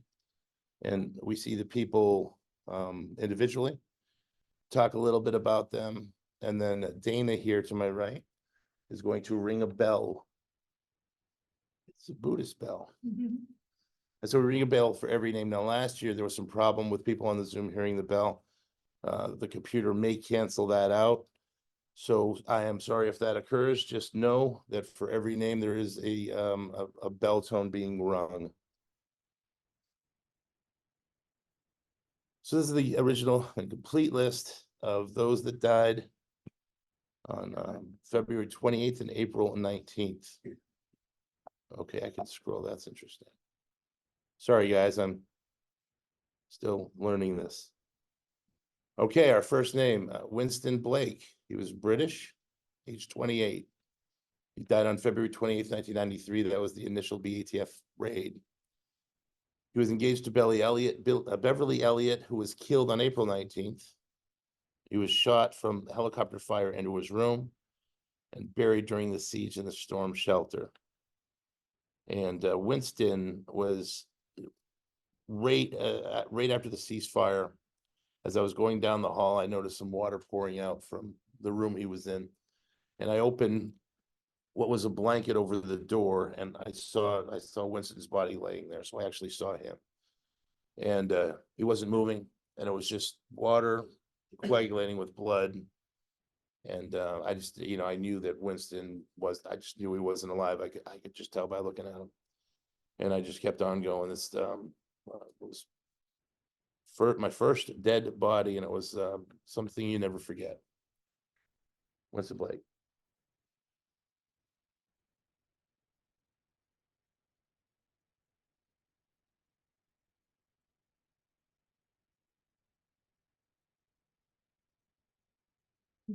Next, next person on the list, Peter Gent. Peter was Australian. He was 24 years old, and he died on February 28th as well, 1993, in the first in the BTF attack. He was shot on top of the water tower. Now it says here likely from a helicopter, which is what we believe. I will say that there are ATF agents, one particularly who I've spoken to, who claims that he was shot from the ground, and it was his friend who shot Peter. But I just have always believed it's from the helicopter because there's a video out there shows the helicopter. You can't really tell the proximity, but it's going near the tower. You see something pop up and then go right back down right after. So you could actually see something happening and occurring there. Twin sister was Nicole Gent. She was killed on April 19th. Peter was buried across the street in the front driveway during the siege. And I can't remember the details of that, but there was an agreement made. They took him across the street and they buried him under a tree. And then Greg Summers did that. Greg Summers buried Pete because I guess Greg and Pete were very close. And then he lined the 5 Alaskan Malamutes up in a row so the world could see that they killed our dogs. The first thing they did was come in and kill the penned up dogs. Those were even indicated at the trials in San Antonio that some of the first shots being fired may have been the shots fired at the dogs. So there's a picture out there somewhere of the dogs, and then you see the cross where Peter was buried. And I want to say one more thing about Peter Gent's grave. As the siege wore on, and I got into it further, when the tank started to tear the property up and take all the cars that were in front of the building away, run over the cars, they also ran over Peter Gent's grave, and they did it over and over and over again. And we got on the phone and we protested. You know that there's a man buried out there, Peter, and why are you continuing to run over his grave? We can't control what the tactical commanders do. That's what they would always tell us whenever they would escalate things. We can't control what the tactical commanders do. And so they were deliberately running over Pete's grave.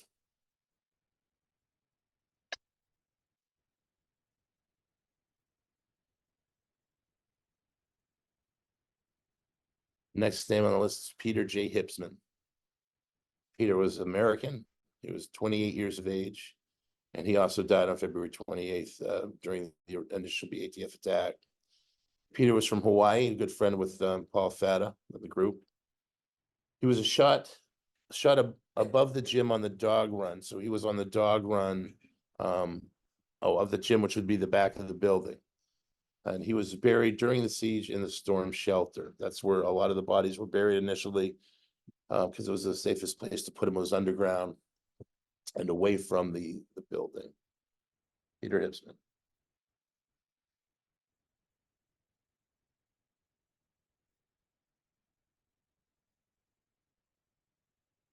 Harry D. Jones, American, age 64. He died February 28th, 1993. Perry was shot near the front door along with David, everyone at the front door, Jamie Casillo, everyone who was there told me the same story, that David had the door in his hand. Hold on, there's women and children. Let's talk about this, as the BTF are coming to the front. And he says that the door went back in his hand from the velocity of bullets hitting it, slammed the door, fell back, and that's when Perry Jones got hit in the stomach region and went down screaming. Perry was the father of Rachel Howell Koresh, David Jones, and Michelle Jones, who were all killed on April 19th. Buried during the siege in the storm shelter as well. Perry Jones.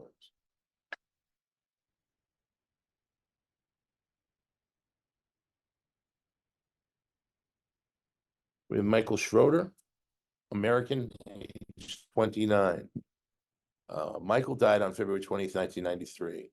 Michael was from Florida. He was killed returning to Mount Carmel, and he was shot by ATF agents. He was working in a place called the Mag Bag. It was another property that David owned. And, Did someone say something?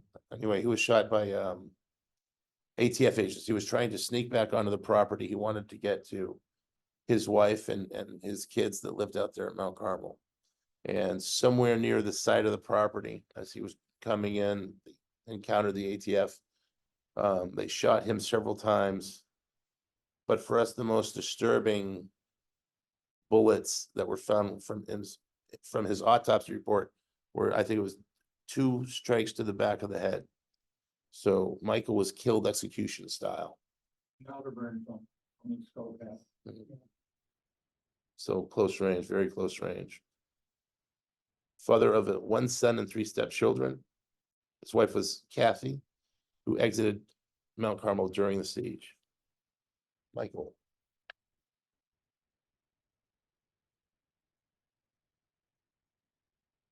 He was a drummer too. I forgot to put that.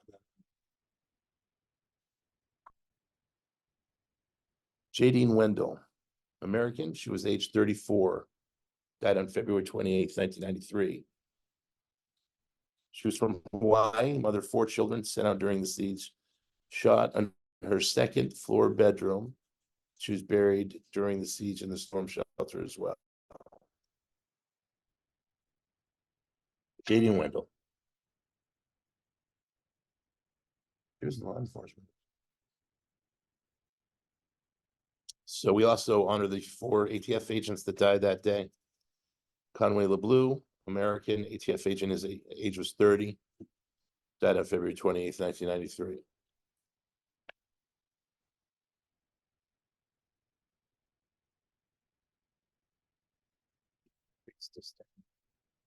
We got Todd McKeon, is an American ATF agent, died age 28, died on February 28th, 1993.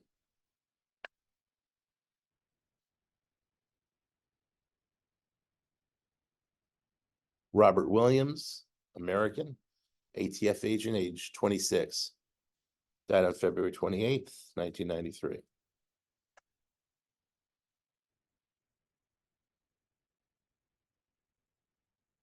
Steve Willis, American, ATF agent, age 32, died on February 28th, 1993.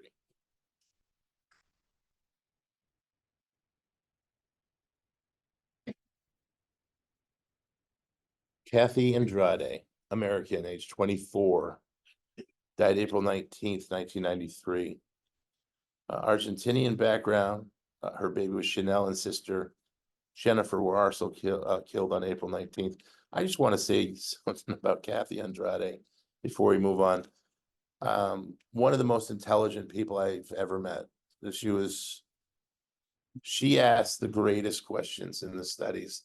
Oftentimes, when Kathy would ask a question, the study would take a complete turn and go in another direction.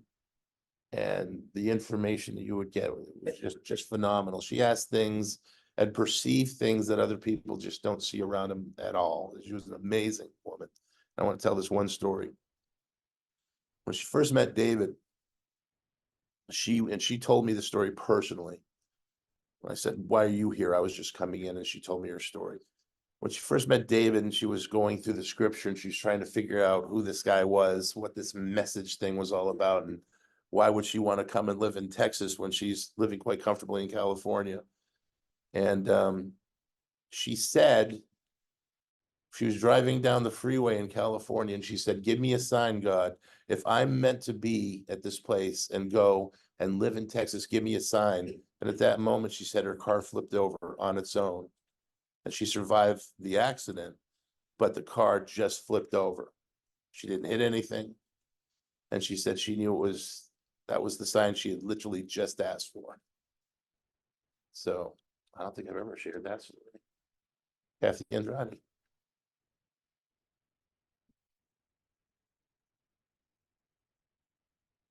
And Kathy's daughter, Chanel Andrade, American, age 1 year, died on April 19th, 1993.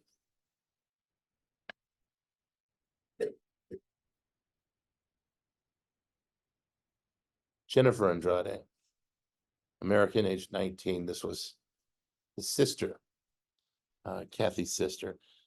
She was 19, died in the fire April 1993. Once brought a suitcase full of Disney movies to Mount Carmel. She wanted to make sure that she brought plenty of entertainment with her when she came out there. And her suitcase was loaded with Disney movies. That's so Jennifer.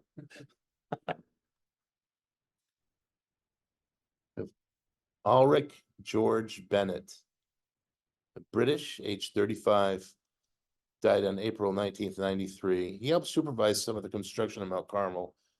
He actually did, as I remember him doing the entire foundation for the gymnasium area.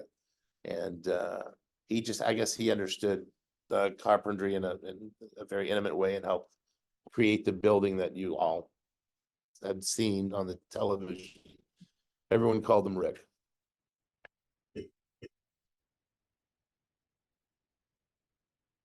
Susan Benta. There are some people we don't have proper pictures for.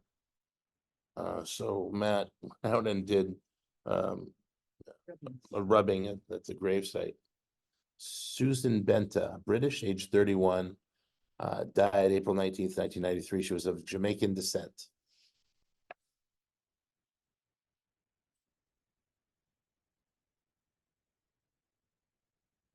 Mary Jean Borscht, American, age 49, died on April 19th, 1993. Heard David speak in Northern California with Trudy Meyer and Ophelia Santoyo. Joined David's group in the Palestine, Texas era. Her son Brad later became a policeman in Colorado. I always thought Brad was a neat kid. Whenever the band would play, he would be right there. Yeah. Yeah. His leather jacket, just you could tell that he really dug it, man. He was a really cool kid. And he's done quite well for himself in life, and I'm very happy for him. And yeah, that's what I wish for all the kids. Anyone who has survived and going on, just to have the best life you possibly can. Don't read the comments. Don't care what people say. Just be yourself and go kick ass. Mary Jean Borscht.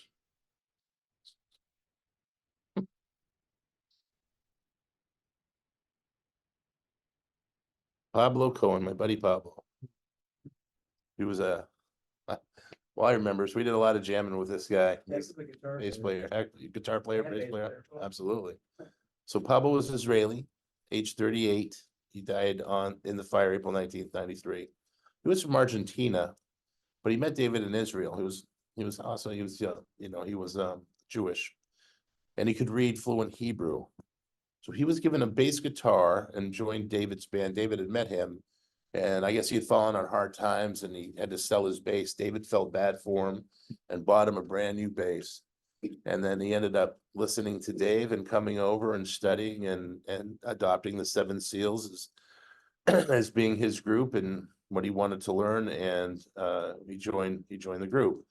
He was also the Hebrew translator in Bible studies. If we ever had a question, and Paul, I can see Paul smiling, remember this. If there was ever a question about words, what does this word mean? What does that word mean? We would go to the Hebrew and find out, well, what does the Hebrew say? Is this a masculine word? Is it a feminine word? And what is the meaning according to the Hebrew text? And try to put it in better context. And that's Pablo did wonderfully well.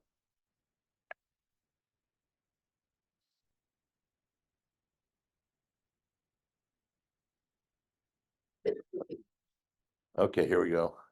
Abitawalo Davies. Did I get it? Thank you. What do we call? We called him. Dabo. We called him Dabo. Yeah, Dabo Davies, British, age 30. He died on April 19th, 1993, Nigeria. Dabo, yeah, I remember Dabo.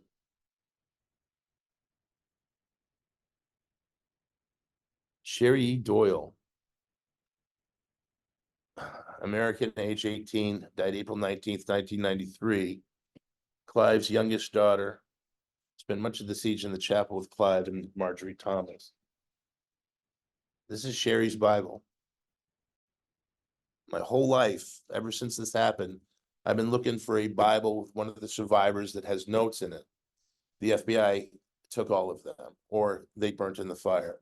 But everybody who exited the building came out with their Bibles, then they were then confiscated by the FBI. When asked under Freedom of Information, have those Bibles returned? Don't know where they are. You can't find them, you can't get them, which indicates to me that the government is a lot more scared of the scripture than they want to let on that they are. And they're certainly a little afraid of all the notes. Like if you go through even Sherry's Bible here, highlights everywhere with cross references. Absolutely. Colored pencils, notes after notes. And this was a 16-year-old girl. Imagine Steve Schneider's Bible.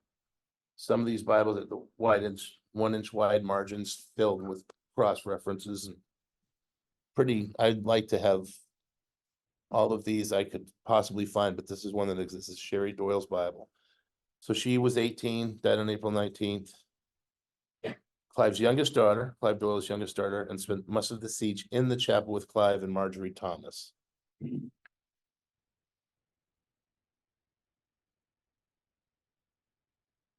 With Beverly Elliott, British, age 30, died on April 19th, 93, and she was engaged to Winston Blake, was also killed on February 28th.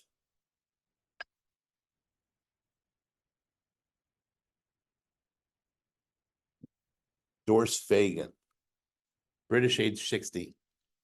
She died in the fire on April 19th, 1993. Son Livingston was the last one negotiated out of the residence during the siege.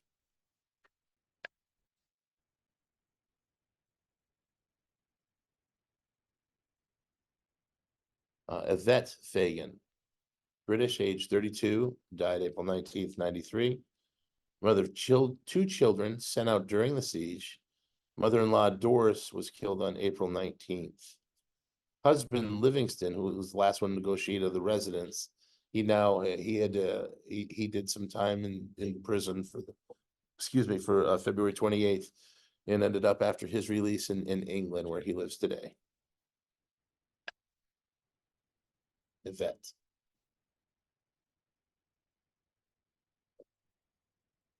Every time I see her face, I laugh. Lisa Marie Ferris, American, age 24, died on April 19th, 93.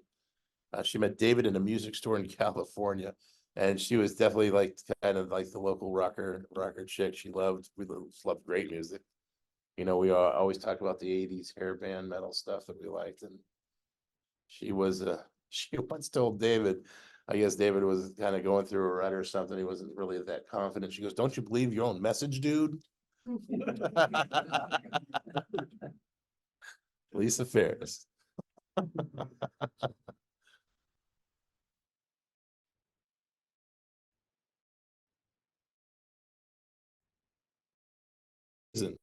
He died on April 1993. He was previously a Mennonite, married to Tilly Friesen. Tilly used to go out into the field and get all kinds of grass and green things and make it into a paste that she would often give to me to drink. Try this, Dave. It's gonna make you glow. You're just gonna love it. It's so good for you. It would taste horrible. It tasted so bad. But always Tilly. Anyway, we'll get to her. This is Raymond, her husband. They're great people, though. Both became Branch Davidians. Raymond was one of the several people who came in the chapel area during April 19th, when the fire started.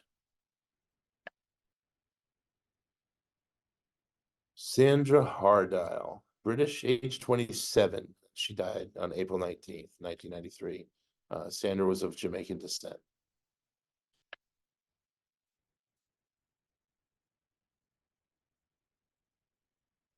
Okay, Zilla Henry. There's the Henry family. This is an entire family, so we're gonna meet them all now. They all came from England. I think there's seven of them. I think. Yeah, not the dad, but everyone else. So Zilla Henry, British, age 55. She died on April 19th, 1993. Brought her 5 young adult children to Mount Carmel in 1992, were all killed on April 19th. I want to say just a little something about the Henrys before we get into the segment.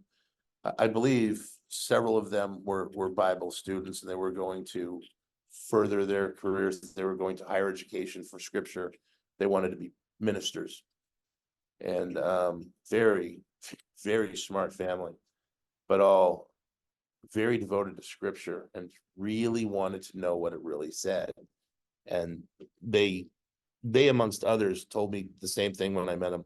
They learned more from David Koresh in a couple of nights studying than they had their years studying at their higher education schools. So they dropped out and came to Waco to learn from David. I heard that story over and over again. So Zilla Henry. Double shot, that's good. Zilla's worth it. Diana Henry, British, age 28, died in the fire April 19th. Her mother was Zilla, and Diana's 4 siblings were all killed on April 19th.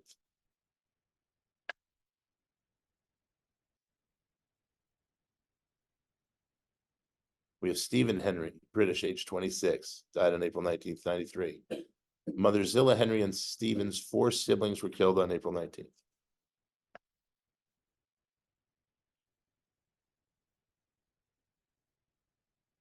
Paulina Henry, British, age 24, died on April 19th, 1993. Mother was Zilla Henry, and Paulina's 4 siblings were all died on April 19th.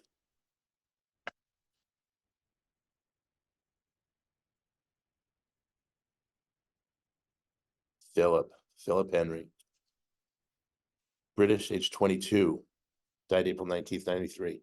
I always thought he was older. He's so intelligent and well-spoken.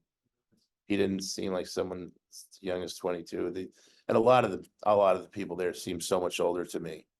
And I've said this before, and I will say it over and over again. Michelle, she just seemed someone that was my peer, someone that was my age. She didn't seem young. There was such a maturity amongst the young people at Mount Carmel. So Philip Henry.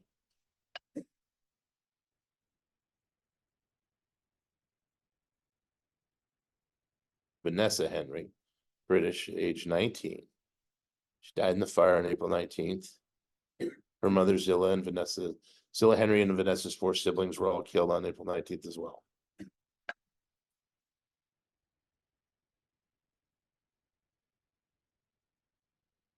Novelette Sinclair Hipsman,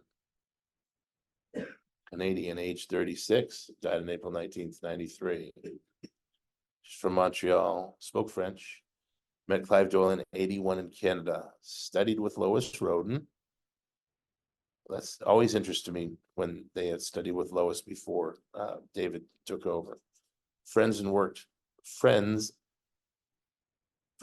cleaning jobs with Bonnie Haldeman, David Koresh's mother. So they were very close. You were very close to this. You made an audible gasp. So is there anything you'd like to say about She used to wear one of those, we call them do-rags, but she had her head scarf artfully wrapped around her head. So it's very odd to see her head not covered. Yeah. Because she always had the scarf to tie, and she would remember put them right over here, and she. Novelette.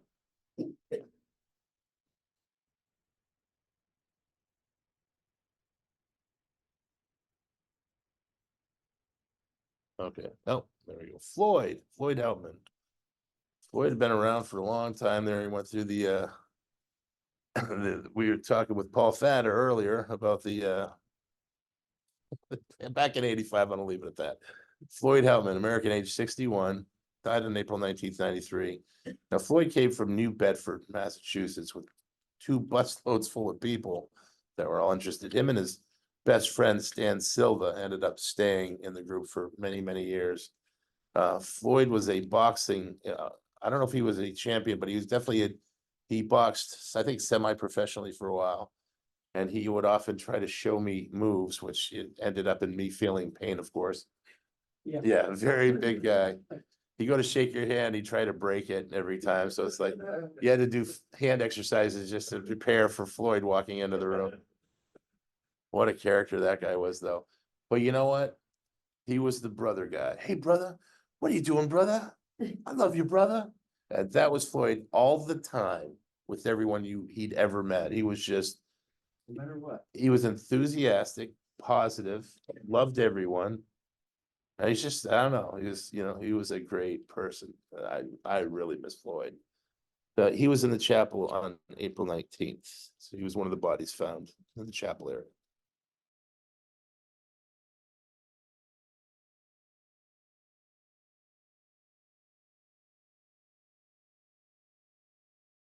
Sherry Jewell, American, he died in the fire on April 19th. She was from Hawaii and came over with the group, Paul and Dana. She taught kindergarten through 12th grade. She was a teacher, also the dean of a business college. Very intelligent young lady. She sang and taught Sabbath school for youth at Diamond Head SDA Church, Seventh-day Adventist Church. Her daughter Kiri went to live with her father in Michigan in 1992. Carrie.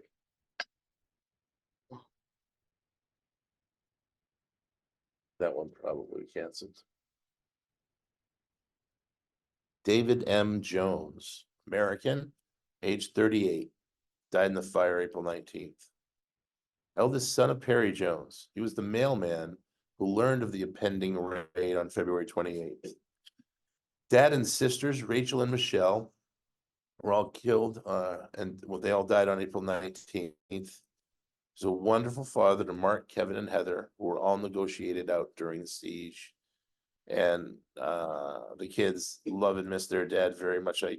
I talked to Heather a lot more than probably anyone else. And you know, just really looks up to him. And we all miss David. David was quite a guy, quite a character.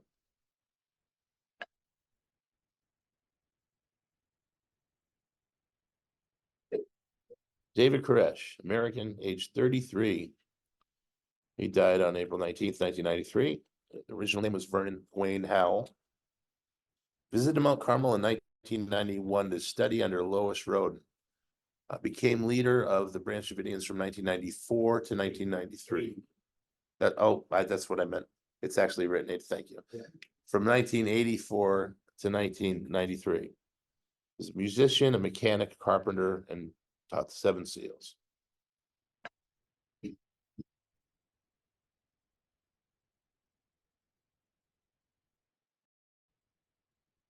That took a minute. Rachel Howell Koresh, American, age 24, died on April 19th. Daughter of Perry Jones, who was killed on February 28th. Legal wife of David Koresh. Sister of David and Michelle Jones, who were killed on April 19th. Rachel's 3 children also died in the fire on April 19th.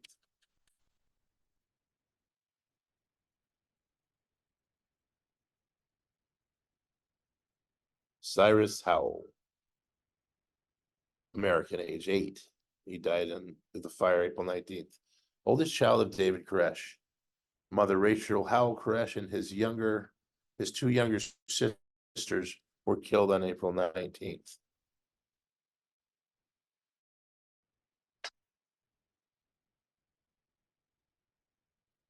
There's a detail I want to add. I just found this out.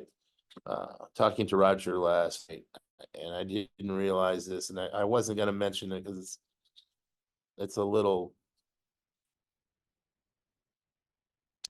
heavy, but I think it needs to be mentioned.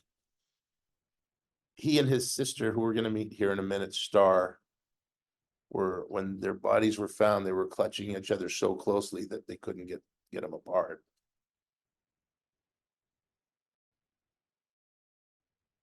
So I just,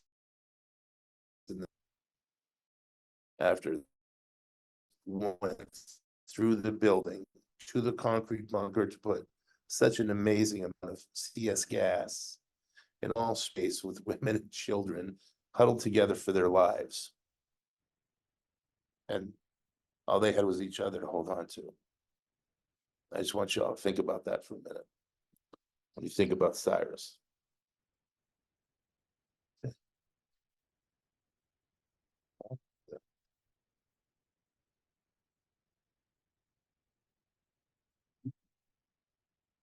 Star Howell, American, age 6. Died in the fire on April 19th, 1993. Her mother was Rachel Howell Koresh, and her brother and sister were all died on April 19th.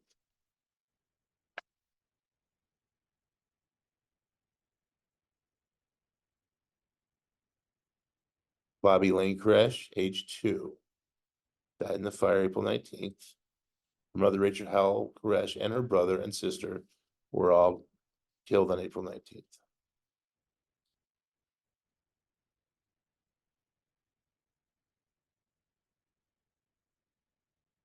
Jeffrey Little, American, age 32. Sorry, it's funny. Age died on April 19th, 1993, from Michigan, and Paul Fatta is a very good friend and roommate in Hawaii. We were talking about him last night. Computer expert, lived with Greg Summers in Hawaii. Jeffrey was almost shot on February 28th, but survived that to go through the siege, and always had a smile on his face. And yet Jeffrey always had a smile on his face. I gotta find you a picture. Yes. Please, let's do that for next year. I'd love to have a picture of Jeff. Nicole E. Gent Little, Australian, age 24. Died on April 19th, 93. His twin brother, Peter Gent, was killed on February 28th. The first day, Peter was the gentleman that was buried in the front of the building.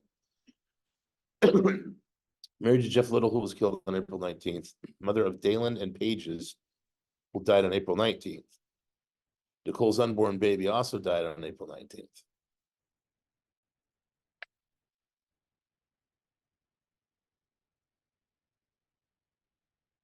Dalen L. Gent, American, age 3. He's 3 years old when he died on April 19th. He died with his mother, Nicole Gent Little, on April 19th, and Dalen's 2 siblings had also died on April 19th. Pages Gent, American, 1 year old, died with his mother, Nicole Gent Little, on April 19th. Yeah.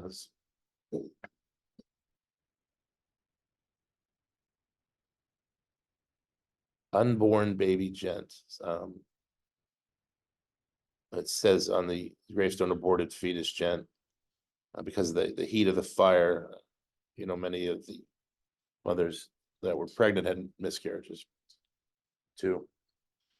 Died on April 19th, 1993. Mother was Nicole Gent Little. The baby's 2 siblings were also killed on April 19th.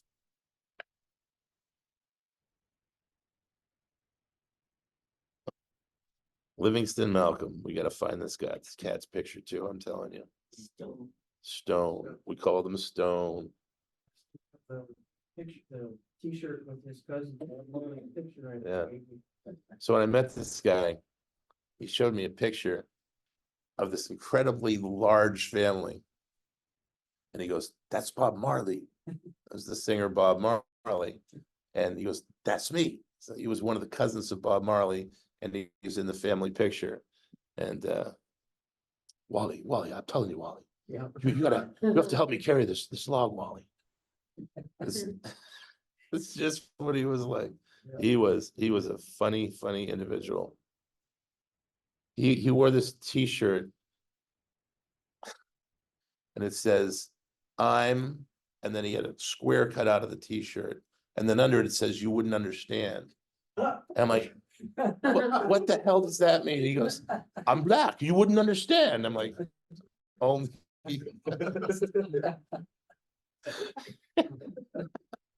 Spike guy.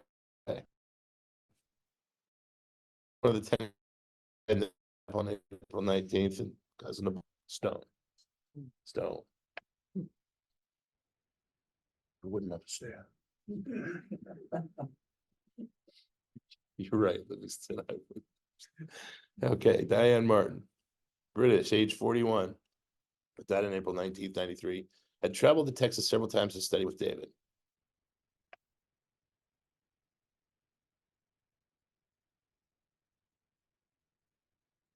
Douglas Wayne Martin, American, age 42. Wayne died in the fire on April 19th, 1993. Married to Sheila, who exited during the siege. Very fortunate to have Sheila here amongst us today.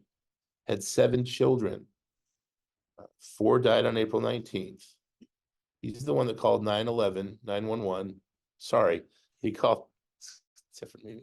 He called 911 during the ATF raid, asking them to stop shooting at us, and for God's sakes, back away from the building, which they didn't for 45 minutes.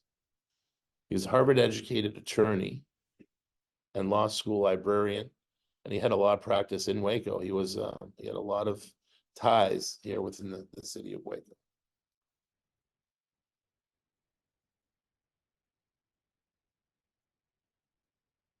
He, Steve, and David were probably the three most intelligent people I'd ever known.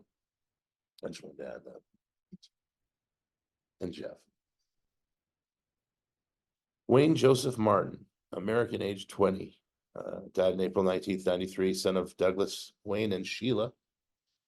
Three siblings and father were killed on April 19th as well. Little Wayne, we called him. Very smart young man he was. Very intelligent. Anita Marie Martin, American, age 18, died in the fire on April 19th, 93. She was the daughter of Douglas Wayne and Sheila. Three siblings and father were all killed on April 19th. She was best friends with Sherry Doyle. They were pretty much inseparable. Yeah, they were.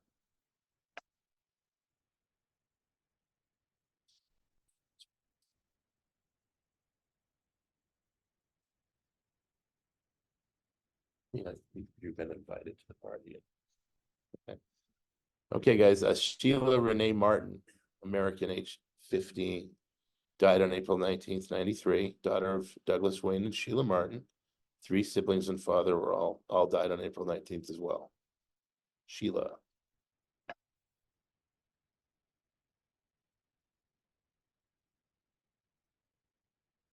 We called her Sheila Jr. Lisa Marie Martin, Sheila Jr. American, age.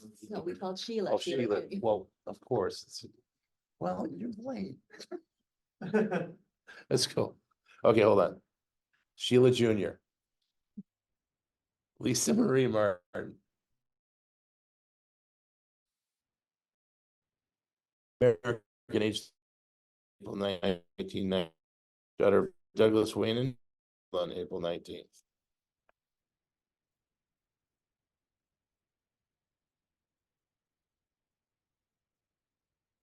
John Mark McBean, British, age 27. Sorry, guys. I have this image of him coming down the hall. David, do you have time for a study? I have some news I think I should share with you. Just very studious individual, wasn't he? His mother and sister knew most of the British people at Mount Carmel. They sure did. His sister Janet McBean was in California with a few other Branch Davidians in 1993. He asked some excellent questions too, and he's one of those people where the study can take a different turn just from one question, because he just perceives so much more than me for sure, but a lot of other people as well that were there. John McBean.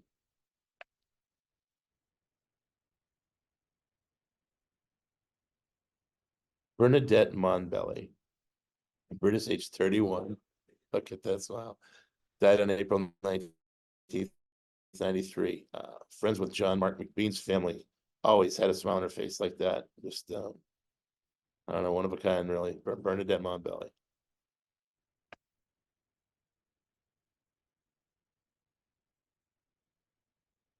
Rosemary Morrison, British, age 29. Died on April 19th, 93. Mother of Melissa was also killed on April 19th, buried here in Waco.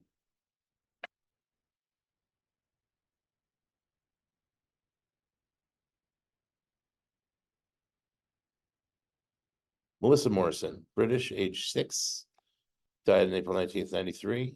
She died with her mother, Rosemary, on that day, and she's buried in Waco next to her mother.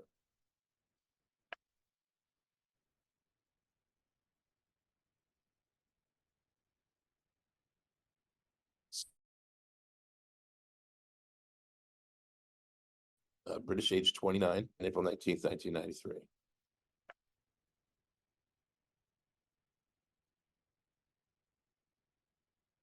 Teresa Nobrega, Curtis, age 48, died in the fire April 19th, 93, of Portuguese descent. Daughter Natalie negotiated out during the siege. Teresa's husband kept in touch with Clive Doyle throughout the years, excuse me.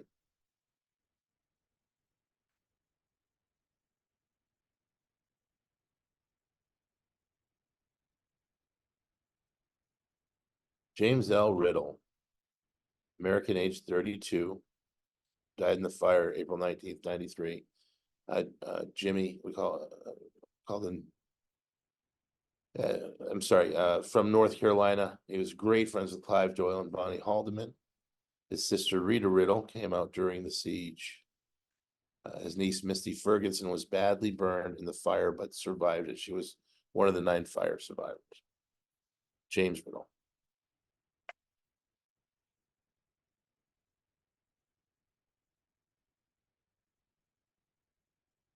Juliet Santoyo, American, age 30, died in the fire April 1993. She was of Mexican descent, daughter of Ophelia Santoyo, who exited during the siege.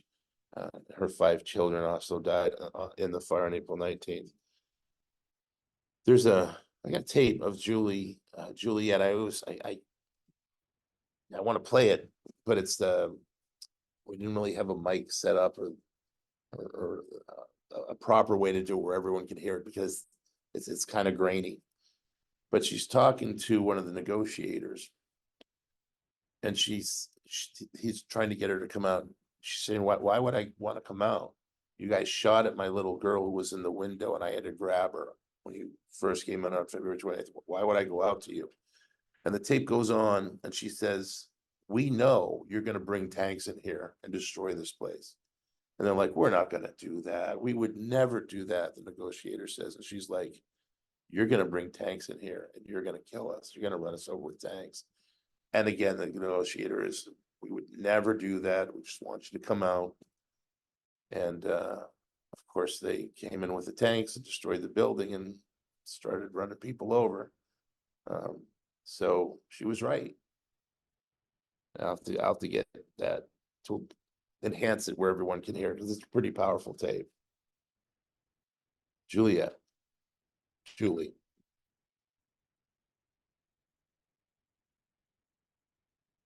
It's her daughter, Audrey M. Martinez, American, age 13, died in the fire. Mother was Juliet Santoyo. 4 siblings were also killed on April 19th.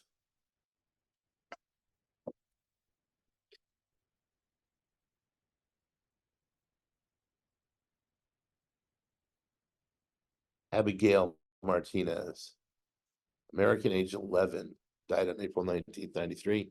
Mother was Julie, also killed on April 19th. Her 4 siblings were also killed on April 19th.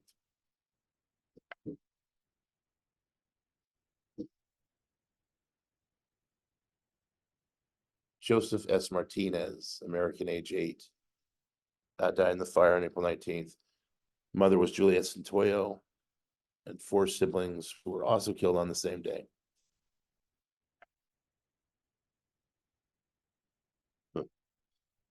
I can't say that. Isaiah Barrios, this kid was always had a smile on his face. I used to play, I taught him how to play cards for crayons. I always won. Who knew?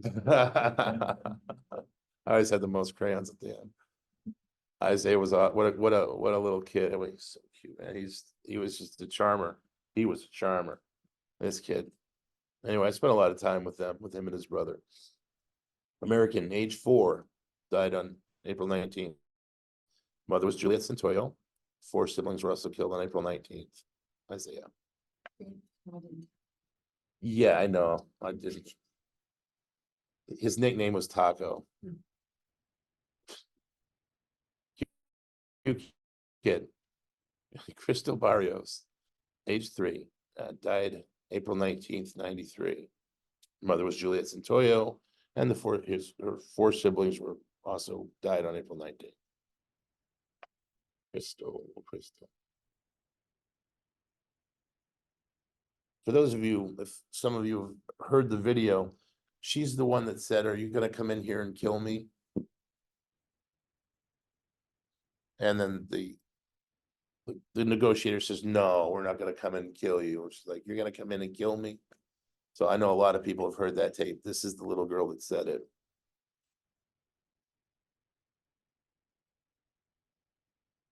Rebecca Sapieha. Saipaia. I knew you'd get it right. Sapieha. Rebecca's from New Zealand, age 24, and died in the fire on April 19th. Rebecca was of Samoan descent. Her sister, Grace and Poya, lived. They lived with David's group in Palestine, Texas. They survived the siege. I went to New Zealand in 2019 and visited Grace and Poya. And I went to her grave because her mother had just passed away. And she was buried with Rebecca's ashes. And Rebecca has her own special memorial with a special tree with yellow flowers because yellow was her favorite color. And it was blooming when I was there. Wow. Beautiful. Thank you.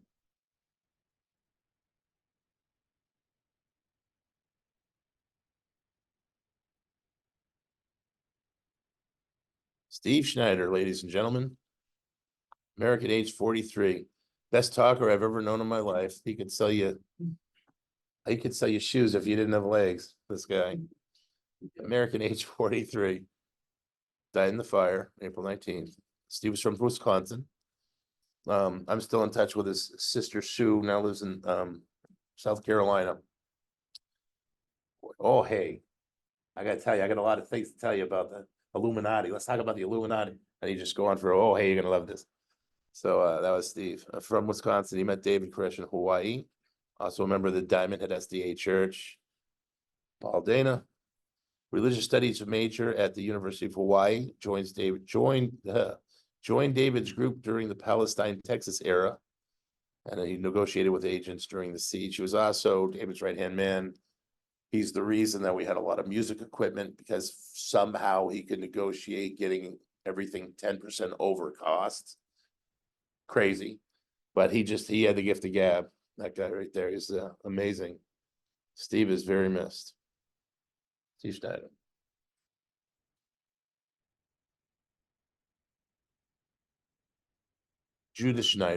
Judy Schneider, American, age 41, died on April 19th during the fire.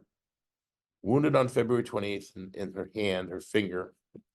Was the wife of Steve and mother of Mina, who both died on April 19th.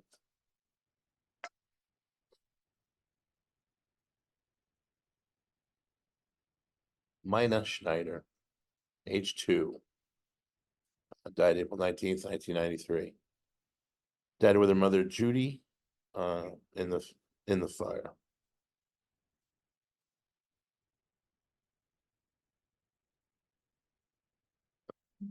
Cliff Sellers, British, age 33. He died in the fire on April 19th. He was the artist. He painted. He was incredible. He applied for Disney. He wanted to be a Disney artist, but he didn't get it because they told him that he was too detailed. You think at Disney, they got 3 figures, right? They try to make bigger shapes. Cliff was just too detailed of a mind to do that. He couldn't do that kind of work. To me, he was too good. He painted artwork on the guitars and motorcycles. He was born in Hong Kong. His father was in the military. Painted New Religious Charge during the siege. And he also painted the messages on the sheets that were thrown out of the window. Messages like Rodney King, we understand. I remember that one pretty specifically. And God help us, we want the press. To which the press responded, God help us, we are the press.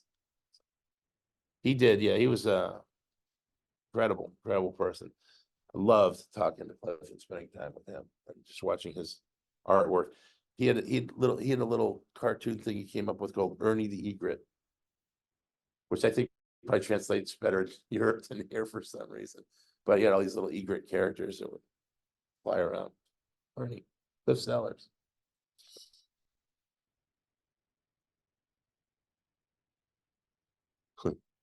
Scott Sonobi, or Scott Ichiro.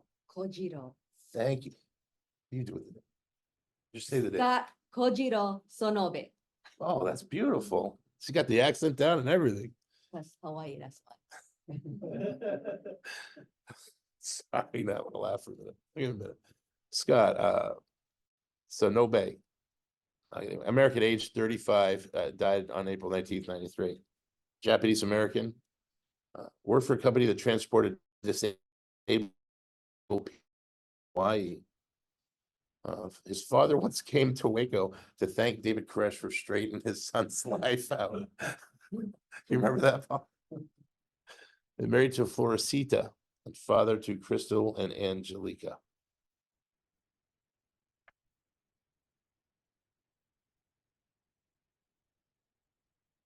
Floresita Sonobe, age 34. She's an American. Died in the fire. Filipino American. Married to Scott, who was also killed on April 19th. Mother to Crystal and Angelica, who were the first children to be sent out after the BATF raid.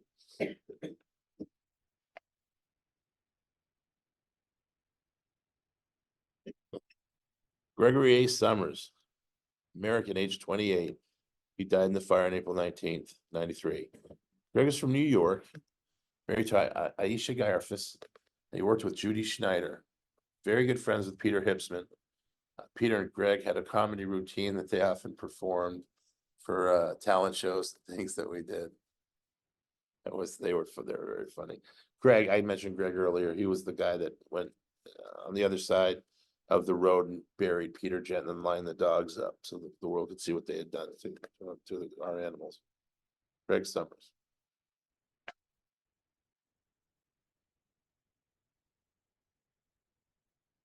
Aisha Garfis Summers, Australian, age 17.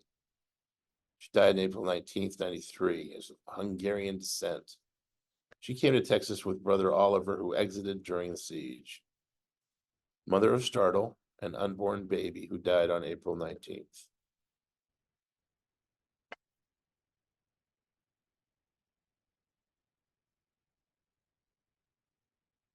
Startle Summers, American, age 1. Died on April 19th, 93, and died with her mother, Aisha Summers, on that day.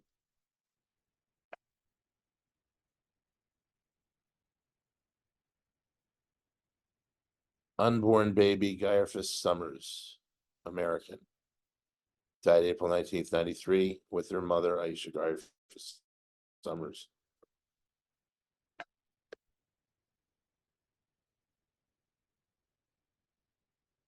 Lorraine Sylvia, American. She was age 40, died on April 19th, 93. Born in England, but was from New Bedford, Massachusetts. Good friends with Sheila Martin. Married to Stan Sylvia. Her son Joshua was sent out during the siege. Lorraine died with her 2 daughters, Rachel and Hollywood, on April 19th. Called her Larry. Yeah, that's right. I just call her Larry. Slide to fix for next year. Rachel Sylvia, American, age 12. Died with her mother Lorraine Sylvia on April 19th.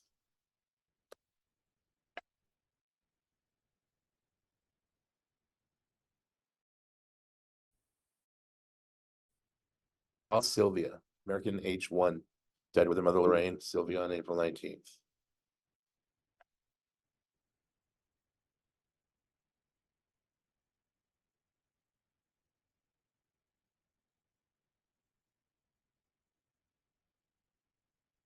Michelle Jones, American, age 18. Died on April 19th in the fire. Michelle was the daughter of Perry Jones, who was killed on February 28th. Her mother, Mary Bell Jones, was not at Mount Carmel during the siege. She had left the building earlier and was living in a property off the property. Sister of Rachel Howell Koresh, David Jones, who died on April 19th. Michelle's 3 children also perished in the fire.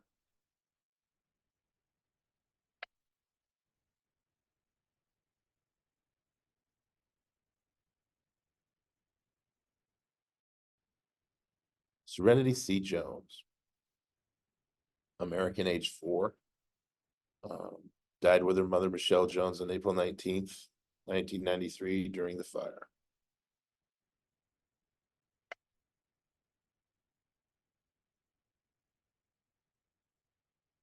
Chica Jones, age 22 months, died with her mother, Michelle Jones, on April 19th, twin of little one Jones.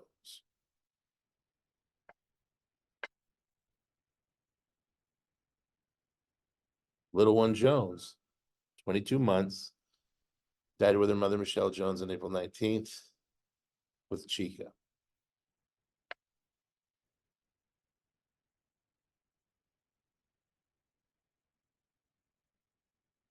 Margarita Vega, age 47, she was an American, born in China, came to Texas from Hawaii. She owned a bakery in Hawaii that was quite successful. Married to Neil Vega, who died on April 19th. They sent daughter Joanne out during the siege. She died on April 19th, 93.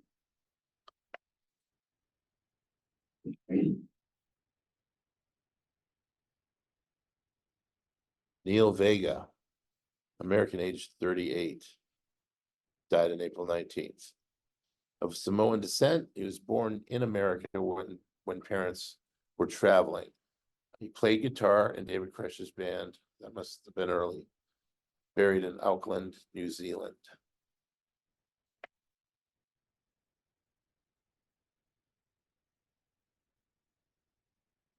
Mark H. Wendell, American, age 40. Died on April 19th, 93. Worked for several school districts in California. Head deacon at Diamond Head SDA Church. Married to J. Dean, who was killed on April 19th. And the father of 4 children who were sent out during the siege. Correct. That's okay. Correction for next year. Somebody write that down. Let me get this with that.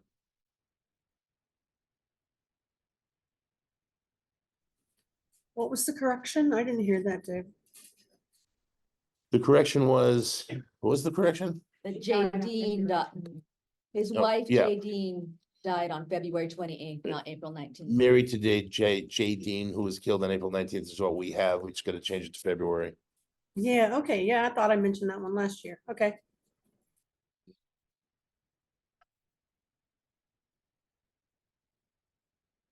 That's the end. That's the end. And that's gonna David, what's the total? 76, 86. 82 plus the 4 agents. Oh, yeah, we're talking, yeah, okay, yeah, 86 then. And that's including the ATF agents. I put stones in that base here to show the light. I put stones in that base to show how many it was down on the floor. Bye, everyone. Thank you so much for attending and for being here under the Zoom. We really appreciate it.